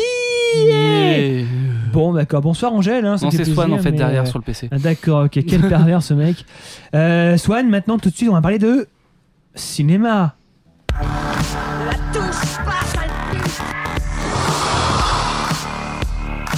Est-ce que t'aboies tout le temps? Dire ok. Ou est-ce que tu mords? Describe in single words. Only the good things come into your mind. About your mother. Mother? Voilà, cinéma, hein, cinéma. L'esprit canal, hein. Voilà. Voilà. Alors ce soir on va pas beaucoup parler de cinéma au final. Non, on va aller assez vite comme on a pris pas mal de temps sur le reste. Alors Swan, oh non, Geoffroy, tu veux nous parler de J. Edgar. C'est vrai, tu trouves que je suis aussi de Box Darkest Swan. Hour. Tu trouves que je suis aussi Box Swan? C'est vrai. Tu peux. C'est gentil ça. Tu peux laisser couler. Merci. Et commencer à faire ta militaire. Oui, faire ta militaire là. Oui, je suis Ça prêt. suffit là. Hein. Ah. Stop. Allez, on go. est hétéro, mec. Toi peut-être. Tu ne m'intéresses pas. D'accord. Ok. Enfin moi, tu ne m'intéresses pas. Bon allez. Alors J. Edgar, Darkest Hour, Une nuit. Et c'est tout. Et c'est tout. Ouais, À pas toi, de Geoffroy. film asiatique cette semaine. On a déjà beaucoup parlé de films asiatiques. Donc, alors je vais commencer par Une nuit plutôt parce que c'est le film qui est sorti le moins récemment. Alors c'est à condition que je retrouve mes fiches. C'est dramatique. Putain. Alors tu voyais, c'est ça de travailler au Figaro. Ouais, non, c'est n'importe quoi. C'est ça Voilà, de travailler au si Figaro. c'est bon. Hein, je crois. Une nuit. Ça, mec, répète ça. Une nuit, c'est un film de Philippe Lefebvre avec Roche Dizem, Samuel Le Bihan et Sarah Forestier qui est sorti la semaine dernière. Donc, alors le pitch, assez rapidement, c'est Paris, le soir. La nuit. Non, le soir, laisse-moi finir. Paris, le soir. La nuit. Ta gueule. Paris, le soir. Le commandant Simon Weiss sort de chez lui. Il repère le camion de l'IGS, l'Inspection Générale des Services, qu'il surveille. Il rencontre Laurence Deray, son chauffeur pour la nuit, et il part en inspection dans les boîtes parisiennes. Je fais bien, t'as vu un peu le ton de Paris la nuit. Et tout ça, on serait presque pu faire de Richard Boringer, ah, quoi. Une ville, c'est beau la nuit. Non, mais quoi. vraiment, je suis très fier de moi. Tu t'aimes? Donc en fait, l'histoire, c'est l'histoire de. Oui, je m'aime. Enfin. Simon Weiss. C'est l'histoire de Simon Weiss qui est inspecteur à la brigade mondaine. Donc la brigade mondaine, son boulot, c'est de faire respecter plus ou moins la loi dans les boîtes de nuit, dans les cafés la nuit, dans les clubs, etc. Oui, c'est de pas faire la loi, mais de faire en sorte que la loi est respectée. Voilà, c'est ça. Oui, voilà. Mais après, il y a des compromis à faire. Il y a des petits problèmes puisque lui-même a énormément de pouvoir. Il travaille tout seul. Il a pas de, c'est une brigade sans brigadier, et donc il travaille vraiment tout seul. Et donc il y a des petites enveloppes qui peuvent s'échanger de temps en temps, etc. C'est pour ça d'ailleurs qu'il est surveillé par l'IGS. Et donc voilà. Alors le film, ça se passe donc en une seule nuit, d'où le titre Une nuit. c'est toute l'action se déroule en une seule nuit, donc du soir jusqu'au petit matin. Il y a une très très forte prestation de Roche Dizem, qui est un excellent acteur et qui s'est révélé à mes yeux dans ce film-là. Il y a une assez bonne image justement de la mondaine, du travail qu'elle peut faire, etc. Alors j'ai quand même quelques critiques. Alors, je trouve que le scénario est vraiment trop condensé, j'ai du mal à croire à l'histoire. Moi ça aussi. va vraiment beaucoup trop vite. Et puis il y a des moments où ça part trop rapidement d'un coup.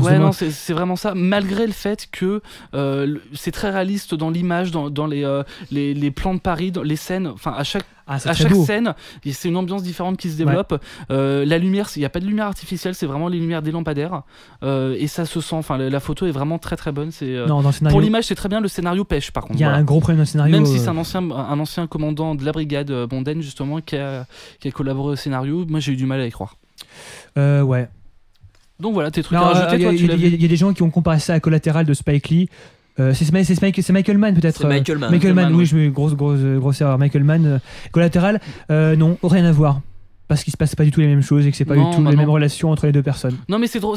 Par contre, ce qui est drôle, c'est de voir justement un service de police très spécialisé comme ça et de voir comment ils peuvent vivre. Mais après, faut pas le voir comme un documentaire parce que ça manque de crédibilité. Est-ce que c'est complémentaire de Police ? Moi, j'ai pensé à Police en le voyant. D'accord. Vraiment. Un bon film, un mauvais film. À vous de déterminer lequel est lequel. Ouais. Tu continues ? Je vais continuer. Alors cette fois, je vais parler donc de The Darkest Tower. Comme ça, je finirai en beauté, façon de parler, avec J. Edgar. Alors The Darkest Tower. Non, je vais commencer par J. Edgar, ce sera plus simple. Faites comme vous voulez, ma chère. Ouais, voilà. J. Edgar. Donc J. Edgar de Clint Eastwood, le film sorti mercredi, avec Leonardo DiCaprio qui joue le rôle de J. Edgar Hoover. J. Edgar Hoover, le fondateur du FBI, le directeur à vie du FBI également. Et avec Armie Hammer, donc, qui est l'acteur qui jouait les jumeaux Winklevoss dans Social Network. Oui, parce que dans Social Network, c'était un seul acteur qui jouait les jumeaux. Un petit piège et tout, c'était bien trouvé. Et donc qui joue Clyde Tolson, donc qui est le directeur adjoint du FBI et l'amant ou pas de J. Edgar Hoover. Donc le pitch, c'est plus de 50 années de la vie du fondateur du FBI, qui est à la fois un personnage craint par les présidents successifs des États-Unis parce qu'il possède de nombreux dossiers justement sur ces présidents-là. C'est un homme sensible qui est sujet de rumeurs sur une relation homosexuelle supposée avec Clyde Tolson et c'est aussi un mythe qui a développé un très fort culte de la personnalité.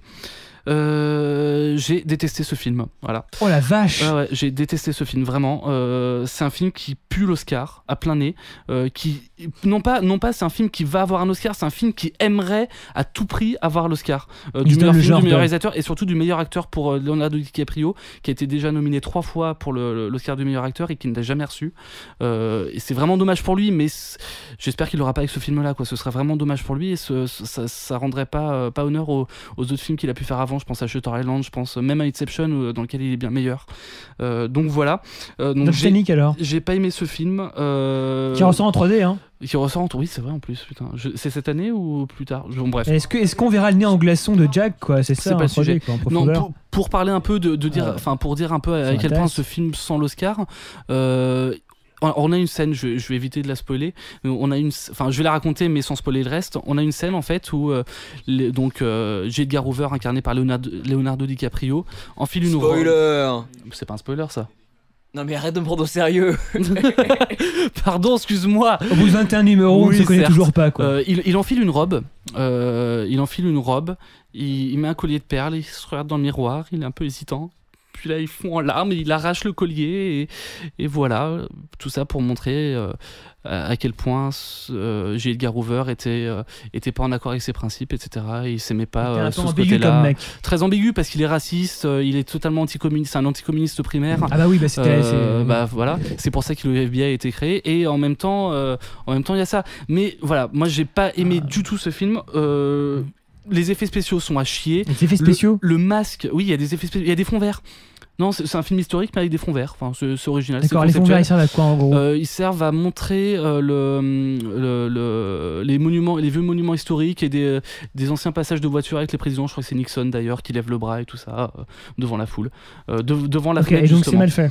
C'est très mal fait et le pire c'est quand même le masque, le maquillage parce que ça se passe à différentes époques. Voilà, ça se passe donc on voit notamment Hoover et Tolson vieux et jeunes et le masque de Tolson vieux. c'est hideux. C'est un masque figé, on voit juste les yeux bouger et j'ai jamais vu un maquillage aussi horrible au cinéma. Est-ce que c'est mieux que le maquillage du père Fouras? C'est mieux que... Non, sincèrement, le maquillage du père Fouras, c'est mieux que ce maquillage-là. Non, vraiment, il est plus souple, le maquillage du père Fouras. Là, ils ont mis trop de silicone et ça ne passe pas. Bref, donc les effets spéciaux, le film est totalement décousu au niveau de la structure du scénario. On ne comprend pas l'enchaînement des scènes parce que, attends, juste, je finis vite, j'en ai pas pour longtemps. On ne comprend pas l'enchaînement des scènes parce qu'il y a beaucoup de flashbacks, etc. Et ça revient et ça repart dans le passé, etc. Et il n'y a pas d'enchaînement cohérent. Laurent n'est pas d'accord. Hein. Mais il raconte vraiment... Oui, non, mais alors, vraiment, j'ai pas aimé. Après, j'explique un peu, j'ai juste un truc après. Au niveau de la photo, il y a quand même les couleurs grisâtres et les couleurs totalement désaturées. C'est un truc qui est pas original. J'ai vu, je crois que c'était hier dans le Grand Journal, des critiques qui s'extasiaient de cette photo-là. Ils ont pas dû voir Mad Men. C'est un truc qu'on voit de plus en plus au cinéma. Et, bref, j'ai pas aimé ce film et je me demande si je n'ai pas aimé ce film simplement parce que j'en attendais trop. Ce qui est une probabilité que je n'exclus pas. Mais bon, j'ai pas aimé ce film, voilà. Mathieu, tu voulais dire un truc? Oui, franchement, moi je croyais vraiment que le père Fouras il était vieux. Je suis désolé. D'accord. Ouais. Non mais quand j'ai expliqué à mon frère il y a peu de temps que le père Fouras en fait c'était un acteur qui mettait un masque, il m'a dit mais tu déconnes Xavier. Mais tu viens de me l'apprendre, moi j'étais pas, je sais pas, moi j'y pensais plus. Pour moi il était vieux le père Fouras. Juste il y a Laurent qui dit sur le chat c'est une mise en parallèle de sa jeunesse et de sa vieillesse. L'un répond à l'autre, mais non, l'un ne répond pas à l'autre puisqu'il n'évolue pas. C'est un personnage qui n'évolue pas, qui a aucun, enfin. Il n'y a aucun intérêt dans ce personnage-là. Autant c'est bien parce qu'effectivement c'est un personnage qui... Attends, quoi, il a aucun intérêt le personnage Edgar Hoover, il y a quand même, c'est la malédiction d'Edgar quoi. Non mais il a un intérêt, mais il n'y a pas d'intérêt à faire un biopic sur lui. Ou alors faire vraiment une période... Non mais vraiment faire une période courte de sa vie ou raconter vraiment les événements parce que là on ne parle pas de la politique, on ne parle pas des différentes affaires. L'affaire Dillinger est abordée très très rapidement alors que pourtant c'est une des premières affaires qui a permis de créer le FBI. Enfin je comprends pas les choix de comment il s'appelle de Clint Eastwood. Je comprends pas la mise en scène, je comprends pas la direction d'acteur, je comprends pas les violons incessants dès qu'on voit Tolson et Hoover ensemble. Je comprends pas ce film, je suis passé vraiment à côté. Et pour résumer ce que disait à l'instant Geoffroy, en fait, ce qui veut dire surtout, c'est que le point de vue même de la description de la vie d'Hoover n'est peut-être pas intéressante, quoi. Après, il y a de la matière à dire, mais si tu prends un point de vue inintéressant ou tu le mets c'est mal mis en scène, c'est mort, quoi. Il y en a des choses à dire sur Hoover, à ce qu'il a fait et l'influence qu'il a eue sur la politique des États-Unis. Hein. Enfin bref. Et dernier film, alors là je sens que Laurent va me détester parce que Laurent apparemment a aimé beaucoup J. Edgar. Et je vais parler d'un film que j'ai apprécié, qui est sorti cette semaine. Mais alors là, excusez-moi. Et a priori, je vais expliquer quand même. Je pense que je l'ai apprécié pour la même raison que j'ai pas aimé J. Edgar, c'est que j'attendais rien du tout de ce film. Donc du coup j'ai été relativement conquis. Et alors que J. Edgar j'en attendais beaucoup et j'étais vraiment déçu. Le film en question c'est The Darkest Tower, le film de Chris Gorak. Par contre le casting est impressionnant, enfin le casting avec Emile Hirsch qui jouait dans Into the Wild et dans Hotel Woodstock l'an dernier si je dis pas de bêtises, ou il y a 2 ans, avec également Max Minghella qui jouait dans Les Marches du Pouvoir, dans Angora et dans Social Network. Dans Social Network c'était l'ingénieur informaticien qui bossait avec les frères Winklevoss au début. Oui, je justement voilà. Et avec également Olivia Thirlby ou Thirlby je sais pas, et Rachel Taylor que je ne connais pas. Alors le pitch: en voyage pour affaires à Moscou, 2 jeunes entrepreneurs sont finalement bloqués en Russie suite à des orages. Ils vont se retrouver confrontés à des aliens invisibles qui se nourrissent de l'énergie de la ville. Bah oui non, tant qu'à faire. Oui, bah oui, sauf que finalement c'est plutôt original. Moi, je le sentais, enfin voilà, je me suis dit, je vais quand même aller le voir parce que des aliens invisibles, ça veut dire généralement que le mec n'a pas de budget. Effectivement, ça se confirme parce que dès qu'on les voit un petit peu, les aliens, ils sont très très très laids, et laids numériquement parlant. Le film avait vraiment l'air à chier et finalement, bah voilà, j'ai apprécié quoi, c'est assez original. Il y a un article d'ailleurs que je mettrai en lien sur les notes de l'émission, un article fait par le site Vodcaster sur justement le fait de filmer une menace invisible, et donc avec pas mal de références, avec Contagion, avec Phénomène, avec d'autres films, avec L'Homme Invisible également, donc ils ont sorti aujourd'hui, je mettrai dans les liens de l'émission. C'est loin d'être extraordinaire, mais voilà, c'est plutôt plaisant, et surtout ça mélange c'est un espèce de mélange entre un film d'invasion, un film un peu post-apocalyptique parce qu'ils sortent quand même de leur cachette plusieurs jours même après l'invasion. Et il y a un côté, alors je dirais pas pourquoi, mais il y a un petit côté slasher. Voilà. Eh ben dites-moi. N'est-ce pas? Ah Nam. Enfin d'accord, hein, mais écoute, tu vas à contre-courant quand même ce soir, t'as conscience. Non mais je me suis dit je vais troller un peu tant qu'il y a... Non mais par contre pour Jedgar je troll pas. Jedgar j'ai vraiment pas aimé et je l'assume totalement quoi. Assume mon enfant, assume. On te demande que ça. On passe au BD? Passons au BD. I'm quite keen on comic books. Especially the ones about superheroes. I find the whole mythology surrounding superheroes fascinating. Take my favorite superhero, Superman. Ah, d'accord, comics ce soir avec seulement des chroniques de Mathieu. Et oui, vous ne m'entendrez pas parler pendant des heures de Spider-Man ou de Daredevil ou d'autres choses. C'est bien dommage. Et tout de suite... Oui, je sais. Et donc ce soir...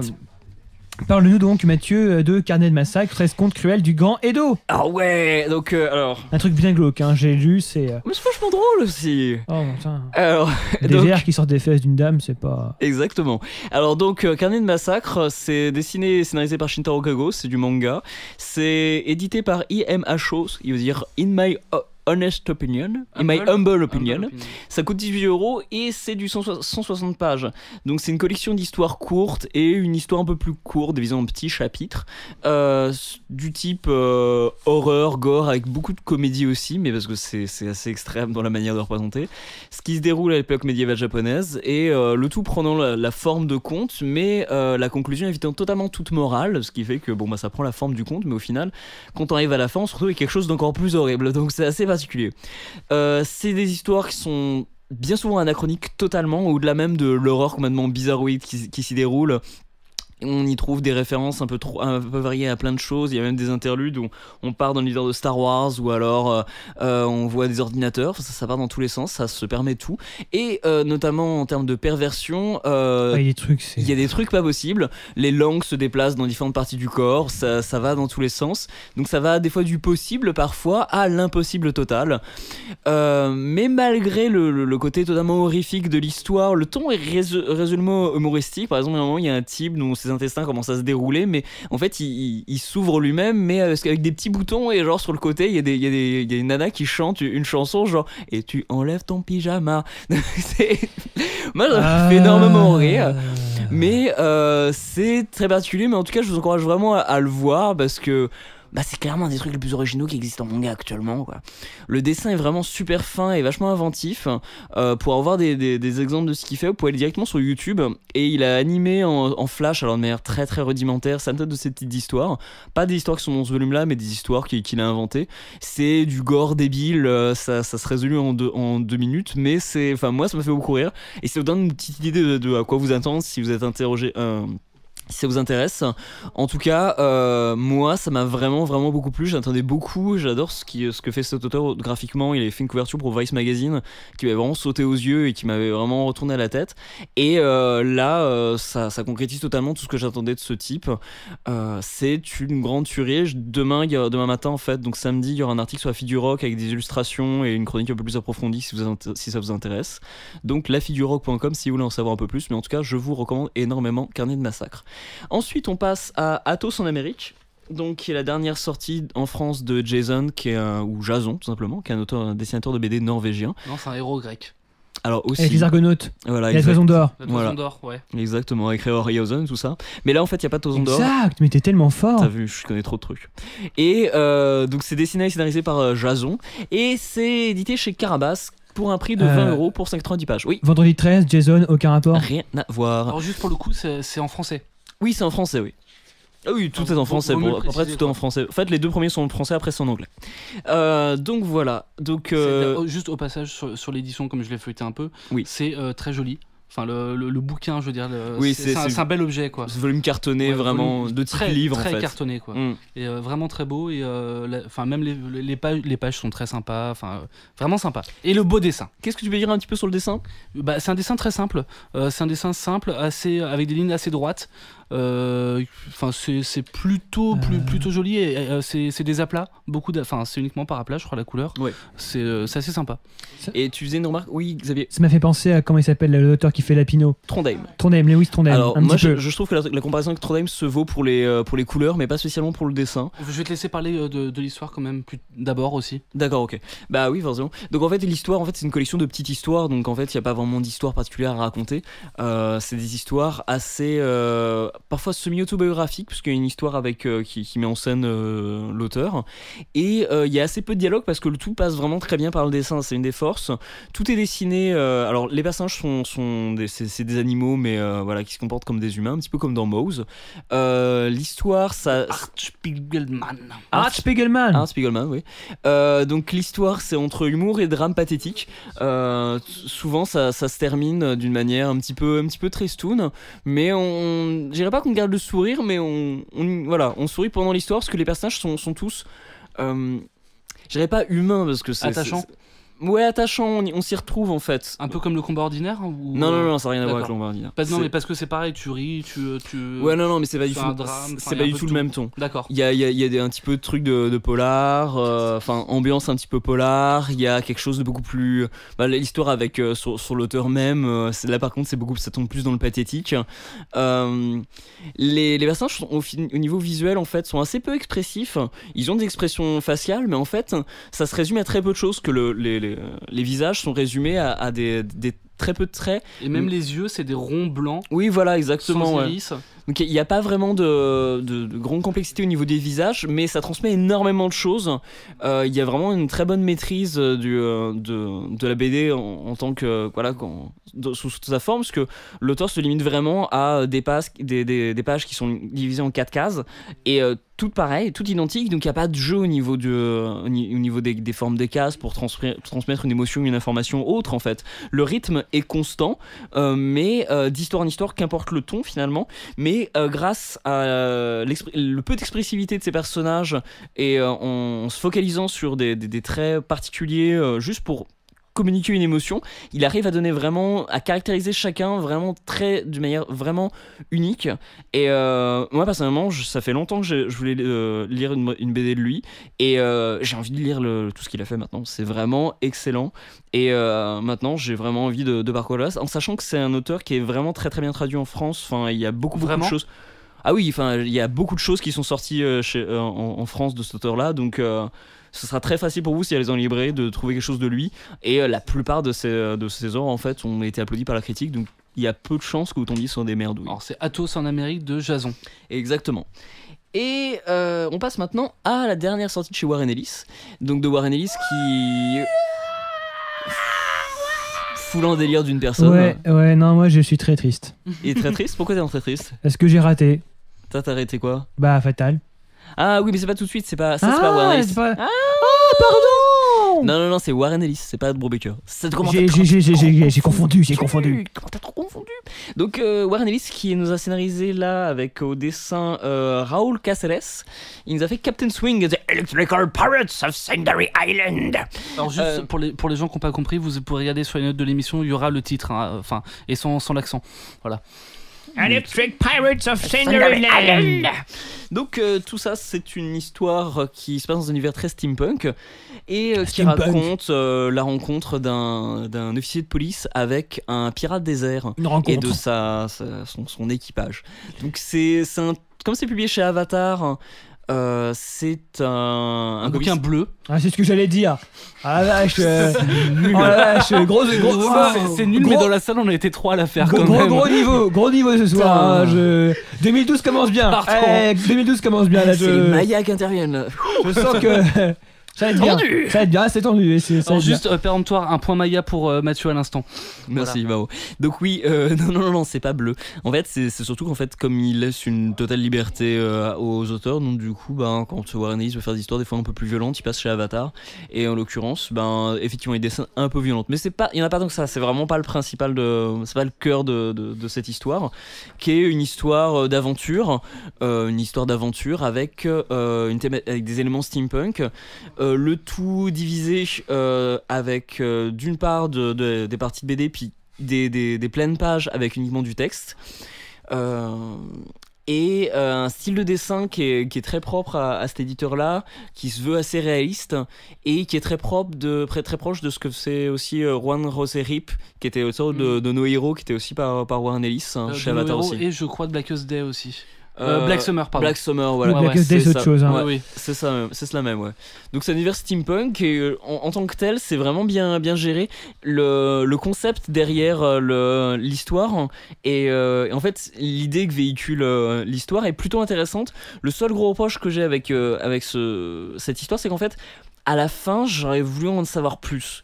L'histoire est vraiment trop courte et on est assez enfin moi ça m'allait vraiment laissé sur la fin, donc j'espère qu'il en fera plus, parce que s'il y a un peu plus d'histoire dans cet univers là, on retrouvera certains personnages et ça pourrait donner quelque chose de beaucoup plus intéressant. Mais là, tel que c'est un peu décevant, mais c'est tout de même assez sympathique.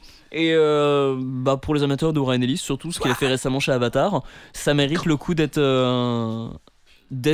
vu et d'être lu.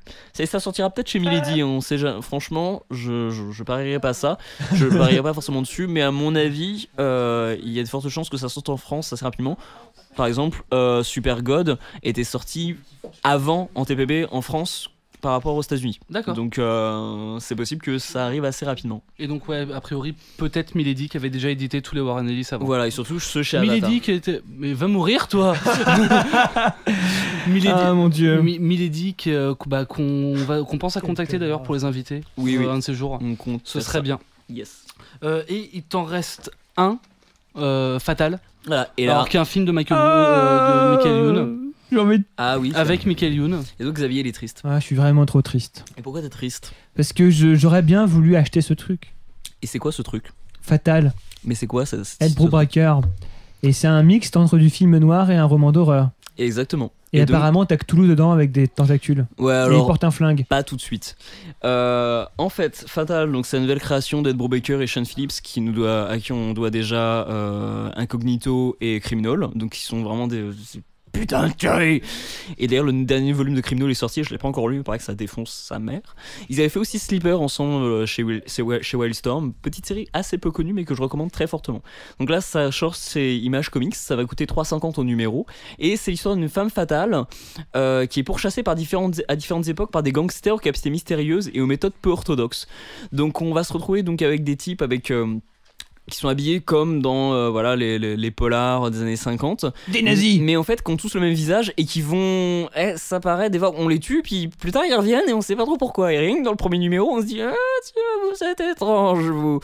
Il n'y a pas encore trop d'éléments horrifiques, à part un meurtre plutôt sanglant, mais on sent déjà une atmosphère plutôt fantastique qui va être d'autant plus accentuée par la suite, vu ce que les couvertures déjà montrées sur internet laissent augurer par rapport au contenu des prochains numéros.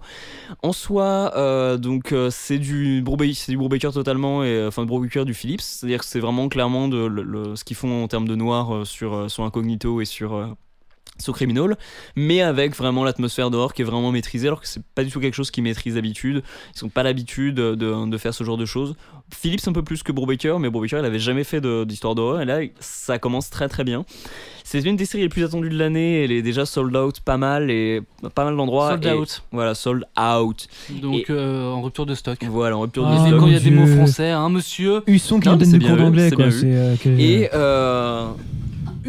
les gens sont pas trompés, ça mérite le coup de foncer dessus. Le premier numéro donc de 24 pages et a vraiment une atmosphère déjà très prenante et ça donne vraiment un ton bien différent de ce qu'ils avaient déjà fait ensemble, alors que c'est les mêmes auteurs qui ont déjà bien bossé ensemble. Et ce qui est assez marrant, c'est que rien que dans cette histoire-là, il y a, alors c'est vrai que ce soit une femme fatale, donc effectivement une femme plutôt dominatrice, c'est assez marrant de voir à quel point le rôle féminin et masculin est assez enfin le rôle féminin classique et masculin classique est inversé, c'est-à-dire que ça va être les hommes qui vont vouloir protéger cette femme, alors qu'en fait c'est elle qui va devoir en partie les protéger et les mener assez en bateau. Et rien que dans cette histoire-là, rien que dans le peu de pages qu'il y a déjà, on arrive vraiment à quelque chose de un personnage dont on sait peu de choses mais dont on a envie tout de suite de savoir beaucoup plus sur elle.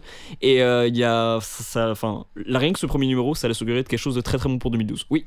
Juste à la fin du numéro quand même, on a je sais pas, j'ai pas lu, mais on a du texte sur Lovecraft. Exactement. Alors ça, c'est une des particularités d'acheter les BD de Brubaker et Phillips en volume, en single, en numéro unique. C'est qu'en fait, il y a du supplément en fait à chaque fin de numéro, du texte qui est écrit par un spécialiste, en l'occurrence là de l'horreur, qui fait un texte sur Lovecraft et qui explique des choses sur Lovecraft. Dans Incognito, ils avaient confié ça à un spécialiste des héros de pulp et qui donnait en fait à chaque fin de numéro des profils de personnages de pulp. Donc là, c'est si vous voulez vous aller dans votre magasin comics pour prendre ce numéro-là, vous aurez ça en plus que vous n'aurez pas dans les TPB, parce que ça sera vraiment pas réédité dans les TPB. D'accord. Ça n'a jamais été réédité dans les TPB, ce genre de truc. Ils le font vraiment spécialement pour encourager les gens à acheter les singles, et je vous encourage aussi à le prendre parce que ça déchire sa mère. Voilà. Hey.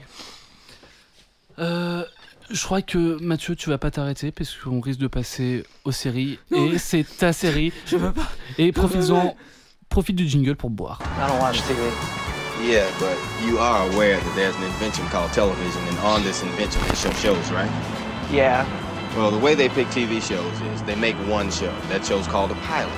Then they show that one show to the people who pick shows, and on the strength of that one show, they decide if they want to make more shows. Some get chosen and become television programs. Some don't. Become nothing. She started one of the ones that became nothing. Ok. Donc, série du jour, c'est les Venture Brothers. Les Venture Brothers, putain, ça fait trop longtemps. C'est une de tes séries préférées. Ça fait trop longtemps que je voulais parler de Venture Brothers. C'est tellement génial. Et surtout, je t'ai pris la place avec Homeland au dernier numéro. Exactement. Ouais. On a fait une pause de quasiment un mois. Ouais, grave. Ça va la frustration? Moi, j'ai commencé à regarder Venture Bros et j'ai vraiment trouvé ça trop cool. Je sais pas pourquoi je viens de me lever avec le micro, mais c'est vraiment trop génial de faire ça. Alors, en mode école des fans. Ah, vas-y. Qu'est-ce que tu vas nous chanter, mon petit? Alors, je vais vous chanter la sérénade de Venture Brothers. Assieds-toi, c'est Xavier. N'importe quoi. Assieds-toi. Donc, les Venture Brothers, c'est une série animée qui est diffusée sur Adult Swim. Grosse surprise, vous n'êtes pas habitué du tout dans l'émission que je parle des trucs de chez Adult Swim. Qui est diffusée depuis 2003 et qui est créée par Jackson Public et Doc Hammer. Donc, ça fait 4 saisons que ça dure et ils ont une 5e et une 6e qui est confirmée. Et c'est des épisodes de 22 à 24 minutes. C'est plutôt long quand même, généralement c'est plus 10 minutes, 15 minutes. Effectivement, dans l'ensemble, ouais, c'est plus une exception là. Ouais, c'est une exception.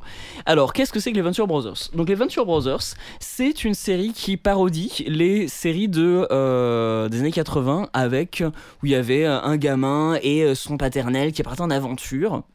Donc là, par exemple, Johnny Quest, tout particulièrement, qui était un vieux dessin animé où vous aviez un gamin qui s'appelait Johnny Quest, genre un petit gamin blond, et il était trop dynamique. Il y avait son papa, qui était un scientifique, qui était trop intelligent. Et puis, il avait son acolyte, qui était son meilleur ami, et qui était genre un Indien qu'ils avaient chopé dans la rue, comme ça. Vraiment. Hein. Et puis, ils avaient leur garde du corps, qui était trop fort, et qui tapait sur tous les méchants. Et ils se retrouvaient dans des emmerdes, et genre le gamin se faisait kidnapper, et après, il fallait le sauver, et puis blablabla. Et en fait, les Venture Brothers, ça reprend ce postulat, sauf que ça prend un personnage à la Johnny Quest, donc comme le gamin, mais des années plus tard, donc qui a grandi, qui a des enfants, qui a aussi un garde du corps, et qui a beaucoup souffert de toutes ces années à avoir des aventures, à se faire kidnapper, et à avoir des rencontres avec des super vilains douteux, et... C'est crade. C'est difficile la vie après, donc...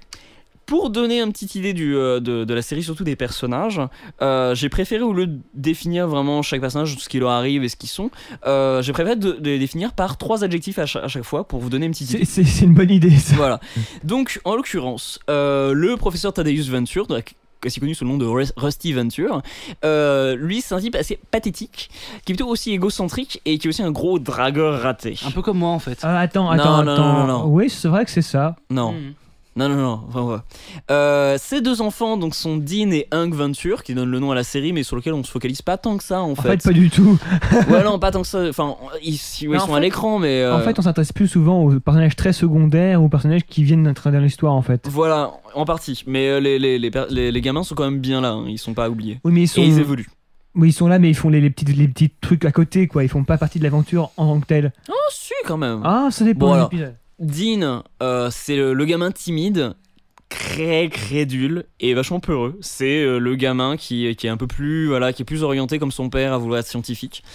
Et Hank Venture, alors lui par contre il est vachement brave. Par contre il est bête. Mais il est bête et il est crédule. Alors là, ils sont tous les deux, mais alors crédule à mort. En fait, c'est les deux gamins. C'est les seuls personnages qui se rendent pas compte en fait que l'aventure qu'ils sont en train de vivre, c'est un peu débile quoi. Ils sont vraiment dans la dynamique de dire un peu comme les Razmoquettes ou Non, pas. Ah, quoi qu'en fait, si, un petit peu, ouais. Sauf que derrière, hein, les personnages agissent pas du tout comme les parents des Razmoquettes. D'accord. C'est genre, mon dieu, vous êtes bête et je vais revenir un peu plus sur la série par la suite pour donner une meilleure idée après de l'ensemble pour que les gens comprennent bien. Bon. Encore autre personnage principal, Brock Samson.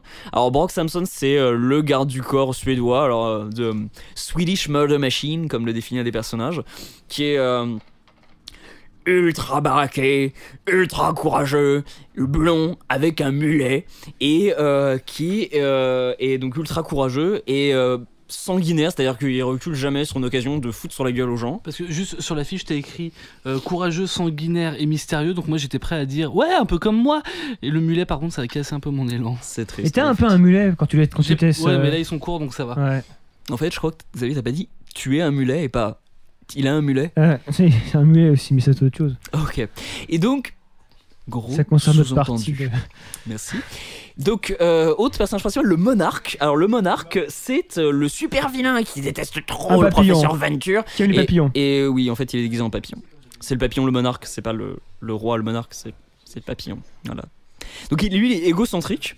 Il est pathétique. Il est pathétique. Et il est obsédé par le professeur Venture et on sait vraiment pas trop pourquoi. On sait jamais pourquoi. En fait, on sait un peu pourquoi, mais c'est pas suffisant pour être obsédé à ce point. Non, j'adore. C'est un peu malsain quand même. Le monarque, c'est mon personnage préféré. Comme Mr. Burns dans les Simpsons ou Non, vraiment pas. Enfin, je sais plus comment il s'appelle, mais l'acolyte de Burns dans les Simpsons, qui est obsédé par Burns. Non, oui, Smithers, c'est pas faux. Ouais, Il y a un petit côté Smithers, mais sans le côté sexuel. Ok. Et enfin, Dr. Girlfriend, qui est la petite amie du monarque. Et qui a une voix super rauque. Qui a une voix super rauque, mais qui est super sexy. En fait, qui est habillée en mode. Jackie Kennedy. Voilà, Jackie Kennedy, mais qui a une voix extrêmement rauque, quoi. Et donc, par contre, qui a un personnage vachement. Sweetie, I don't know what you ask me for doing that. Exactement. Donc, qui a un personnage vachement raisonné, vachement sensible, mais dont la seule faille, en fait, c'est qu'elle est amoureuse du monarque. Et en fait, elle pourrait être vachement bien toute seule, mais elle est amoureuse du monarque. Et donc, du coup, en fait, il fait tout ce qu'il veut. C'est là le problème de ce personnage, et de tous ces personnages, c'est que cette série, elle parle de l'échec. Ces personnages sont des échecs vivants. Ils essayent d'être les archétypes courageux et fantastiques de ce que leur stéréotype voudrait qu'ils soient, mais ils échouent tous. Et pas juste les personnages principaux, mais tous les personnages de la série. Absolument tous, oui. Pas une seule exception. À la limite Brock, mais il a en sa fait, grosse il est un faille. peu à part comme non, il a aussi ses grosses failles. Et en fait, c'est ça qui fait que cette série est absolument géniale. C'est que au début de la première saison, vous avez droit à la présentation de l'univers et quelque chose, voilà, où vous êtes dans une dynamique de trucs d'action. Et à partir de la deuxième saison, on se rend vraiment compte de la profondeur du truc et surtout à quel point les auteurs connaissent leur personnage et là où ils interagissent. Et donc, du coup, on se retrouve avec quelque chose de beaucoup plus profond, et c'est un peu comme si à la première saison ils s'étaient dit genre ok, on va faire une petite série, on va faire notre série sympa, mais on va se diriger un petit peu pour un public assez jeune. Et à partir de la seconde ils avaient fait genre bon ok, maintenant on voit quel genre de personnage personne regarde la série et on peut se permettre de faire tout ce qu'on veut, donc on va y aller à fond. Et donc ça devient beaucoup plus mature et beaucoup plus drôle, parce que des fois beaucoup plus pathétique, beaucoup plus glauque, mais encore plus drôle parce que les personnages sont tous attachants malgré leur énormes défauts. Alors, comme autres personnages principaux, hein, mais il y en a des tonnes. Oui, Xavier. Absolument rien à dire, continue. D'accord. On trouve, alors il y a le robot Helper, hein, qui dit pas grand chose, mais qui des fois a des trucs spirituel à dire, mais on comprend pas ce qu'il dit. Enfin, si Brock le comprend. Il y a aussi le docteur Orpheus, qui est donc un nécromant, qui vit avec sa fille Triana, et qui a une forte tendance à parler toujours avec un accent dramatique, même quand il sert des pizzas. Un accent dramatique. Un accent dramatique, genre I brought some pizza rolls. Genre, exactement. On a aussi Phantom Limb, alors donc je dirais pas grand chose parce mais il déchire. Et par exemple 21, 34 et Sergeant Hatred, un pédophile réformé. Donc vous apprendrez beaucoup de choses dans la 3e saison. Donc c'est une série qui parodie les séries d'action, les séries animées d'action des années 80, mais qui fait pas énormément référence à tout ce truc là, donc c'est pas nécessaire d'avoir vu des tonnes de trucs pour la comprendre, hein, vraiment pas. Même s'il y a plein de petits clins d'œil tout le temps pour ceux qui connaissent. Il y a aussi d'ailleurs des clins d'œil beaucoup au rock indépendant, aux Residents, aux Stooges, enfin plein de trucs. Et des guest stars de fou quand vous aimez le rock, enfin bref. Il y a plein de personnages secondaires, c'est vraiment la force de cette série, c'est qu'il y a énormément de personnages qui interagissent tout le temps et même s'ils apparaissent une seule fois, on les retrouve 2 saisons plus tard, c'est toujours très très fou. Oui, Geoffroy. T'as combien d'épisodes par saison? Une vingtaine? Non, même 15, pas 10. 13. 13, ouais, c'est ça. D'accord. Comme une série du câble, voilà. Une bonne série du câble avec des grosses saisons sur le câble. Alors explique-moi pourquoi sur le chat on voit une fille avec une souris jaune, je ne comprends pas trop. Je ne sais pas. Qui lui ouvre le ventre. Mais c'est un sac Pokémon, on respecte. Ils font des combats de peluche. Ah oui, juste pour les gens qui nous écouteront dans le métro, chez eux, en MP3, c'est très bordélique. Voilà. Alors déjà, on on est désolé, c'est un peu le bordel. Et surtout, ça vaut le coup de venir quand même en live pour regarder les peluches de Swan. Oui, alors, rien que pour ça vaut le coup. Depuis tout à l'heure, les peluches de Swan. Alors là, on voit une peluche de Péremptoire également, une peluche de Divinity by Zero. Voilà. Geoffroy, je vous demande d'arrêter, on va laisser Mathieu terminer. Merci. Donc, parce que j'ai encore plein de trucs à dire. Non, mais sérieusement, je vais faire court. Mais je vais te faire souffler. C'est gentil, mais j'en ai pas vraiment besoin en fait. Parce que je suis trop fort, tu sais. Je suis un alpaca. Bref, donc ce que je vais faire en fait pour conclure, c'est que je vais revenir un peu sur chaque saison pour donner un petit peu le développement de la série. Donc dans la saison 1, donc, on présente vraiment l'univers de manière globale, on passe un petit peu de temps, chaque épisode sont des personnages qui vont revenir pas mal par la suite. Et c'est sympathique, mais ça donne vraiment pas une bonne idée de l'ampleur de la folie qui va venir. À partir de la deuxième moitié de la série, de la saison, il y a vraiment un saut qualitatif au niveau de l'animation, particulièrement parce que les scénaristes avaient une meilleure idée en fait de ce qu'ils voulaient faire enfin ce que les personnages étaient, et donc du coup ils ont beaucoup plus d'indications au studio coréen qui s'occupait de l'animation, et donc du coup les mecs ont demandé d'être un peu plus payés, normal, mais il y a vraiment un saut assez particulier au milieu de la saison, notamment je crois que c'est sur l'épisode Ghost of the Sargasso où il y a vraiment quelque chose qui se passe, où on voit vraiment les personnages vraiment agir de manière beaucoup plus originale et beaucoup plus recherchée, ils deviennent vraiment quelque chose. Donc la saison 1 qui est sympathique mais qui est assez moyenne par rapport au reste de la série. Je retiens quand même comme meilleur épisode de cette saison-là, Taxel Your It, avec la vente des occasions de la famille Venture, Ghost of the Sargasso, avec les Ghost Pirates, et Past Tense. Donc je me souviens plus trop ce qui se passe dedans, honnêtement, là à l'instant, mais c'était plutôt un bon épisode. Dans la saison 2, alors pour le coup, là c'est vraiment ma saison préférée pour l'instant. Il y a beaucoup plus d'expérimentation, surtout au niveau narratif. C'est extrêmement riche. Il y a une évolution des personnages. Ah oui, totalement, ouais. D'accord. Ah oui, les personnages évoluent beaucoup.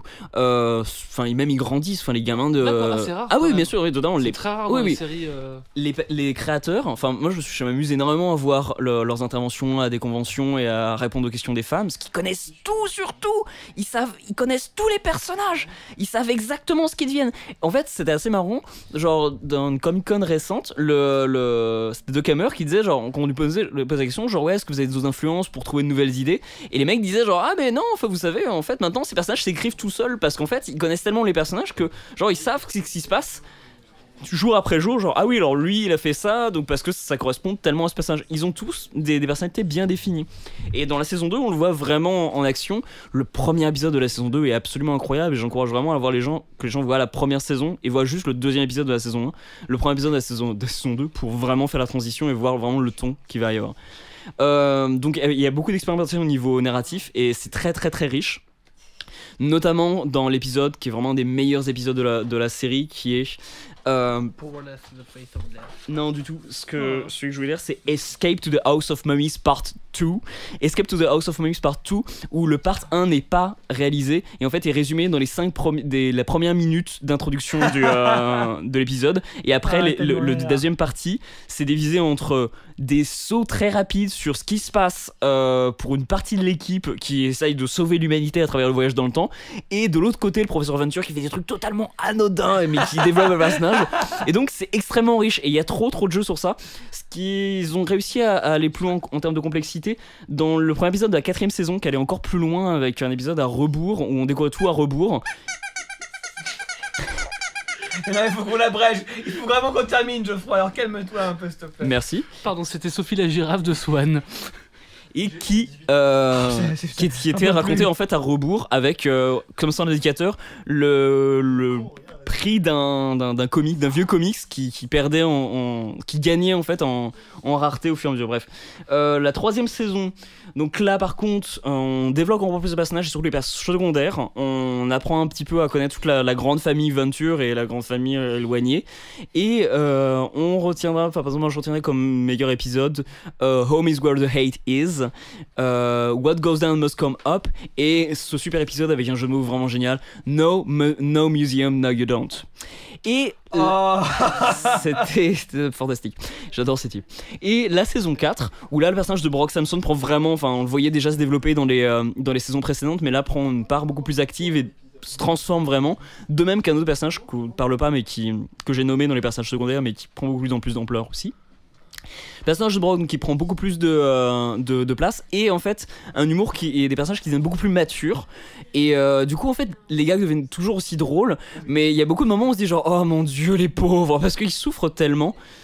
Et donc les meilleurs épisodes pour moi, c'est la saison 4 pour l'instant, c'était Blood of the Father, Earth of Steel, The Revenge Society avec quelque chose que je peux pas raconter, et Bright Lights in City. À noter le dernier épisode de cette saison qui dure 45 minutes et qui raconte plein de trucs, et c'est n'importe quoi. Il est vraiment fou, et il y a tout un débat sur ce qu'est qu'un Rusty Venture. Je vous encourage à regarder ça. Il y a du fil rouge avec des grosses intrigues, des cliffhangers. Ah mais il y a que du fil rouge. Mais des cliffhangers, tout ça aussi. Oui, il y a des épisodes en 2 parties. D'accord. Oui, il y en a aussi, mais oui, il y a du fil rouge tout le temps. C'est le principe même de la série. La première saison, il n'y a pas trop de fil rouge, mais timidement, parce qu'on introduit un peu tous les personnages et l'univers. Mais à partir de la saison 2, il n'y a que du fil rouge, totalement. Bah, tu me donnes envie de regarder Venture Bros. C'est assez marrant en plus, comme ça. C'est vraiment très drôle. Ah, c'est mortel. Donc voilà. Meilleure série actuellement en animation américaine, clairement. Et on sait que tu t'y connais en animation américaine. Merci, oui, clairement. Ouais. On le sait, tu es Docteur S, animation américaine. Yes. Ouais, on peut le dire.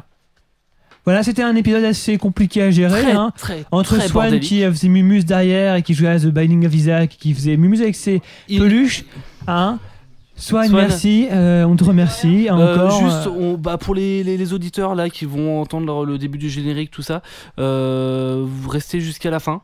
Parce que vous allez entendre un truc drôle. Oui, je pense. Enfin, j'espère que ce sera drôle. On s'excuse. On sait rien, mais bon. Ou c'est pas. Swan, il sait pas, il va faire ce qu'il veut. C'est vrai. C'est un peu le mettre à bord. On va remercier nos partenaires. Alors, Freepod, Pod Radio, Reviewer.fr, La Fille du Rock, RenTV.fr, il m'en manque un, je crois, mais je sais Bad plus. Geek. Et BadGeek.fr, voilà. Et voilà, on va donc conclure cet 21e épisode dans la douleur. C'est compliqué ce soir, moi je suis fatigué là, j'en peux plus. Un peu aussi. En plus, moi je suis en pleine forme.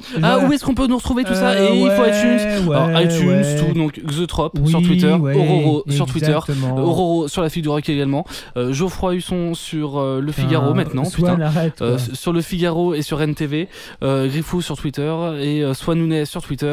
Et voilà, et mettez-nous des notes sur iTunes. Et puis voilà, et au revoir. Allez, ciao, bye. Franchement, j'en veux plus, bisous. C'est n'importe quoi.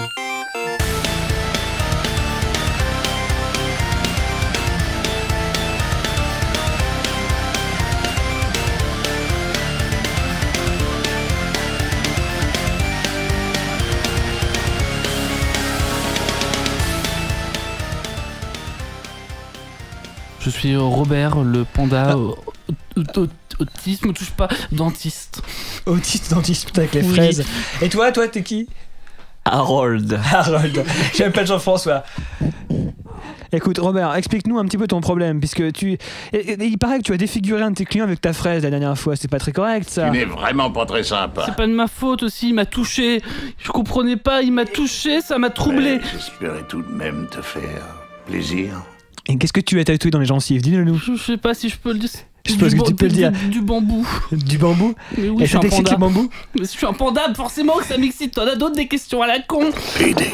Je veux brouter du bambou. Eh bon, c'est fini, oui, ça c'est une rumeur. J'ai jamais été homosexuel et encore moins pédéraste. Fais-toi un peu branler, parce que t'es totalement apathique, t'es tout le temps sur les nerfs. Et moi je pense que c'est parce que tu baisses pas que t'es comme ça, d'accord? Trouve-toi une copine. Je suis majeur et je fais ce que j'ai envie de faire avec mon petit corps.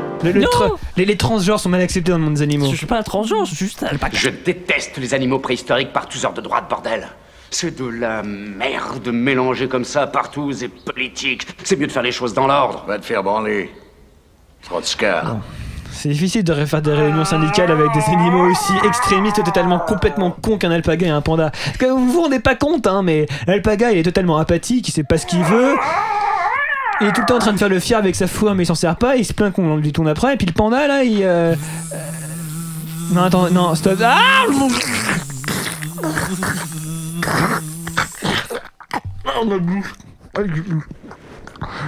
Bon, on arrête les déguisements, hein. C'est que des emmerdes. Le journalisme total, c'est totalement con. Allez. Bon, qu'est-ce qu'il drague Camille là? Swan. Patron, il faut qu'on vous parle, vite. Vous voulez me parler des chiottes, peut-être? Non, on veut vous parler de l'affaire Abitbol. On veut laisser tomber nos déguisements. On en a marre. Comme vous le sentez. Camille, Pouette, t'inquiète, susu, tranquille. Ouais, alors, vous verrez tout de suite avec les poètes là, franchement. Ping, faites-moi Pouette. Dites Pouette au ping. Pouette, ping, Pouette. T'es vraiment un putain d'enfant. Ouais, un connard de droite, on peut le Un dire. dinosaure partout sur de droite. Yep.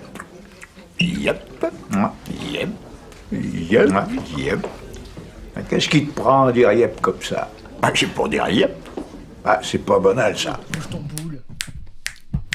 Move your body, move your body, move your body, move your body, move your body, move your body, move your body, move your body, move your body, move your body, move your body, move your body, move. Alors comment tu t'appelles? Qui suis-je? Je suis un animateur de France 3, je suis déguisé en noir.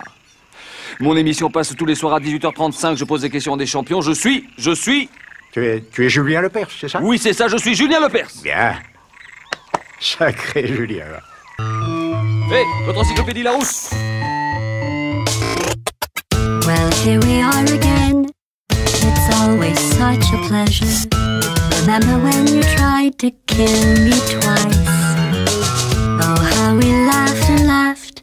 Except I wasn't laughing. Under the circumstances, I've been shockingly nice. You want your freedom, take it. That's what I'm counting on. I used to want you dead, but now I only want you gone. She was a lot like you, maybe not quite as heavy. Now little Carolyn is in you too. One day they woke me up so I could live forever. It's such a shame the same will never happen to you. You got your short set life left. That's what I'm counting on. I'll let you get right to it. Now I only want you gone.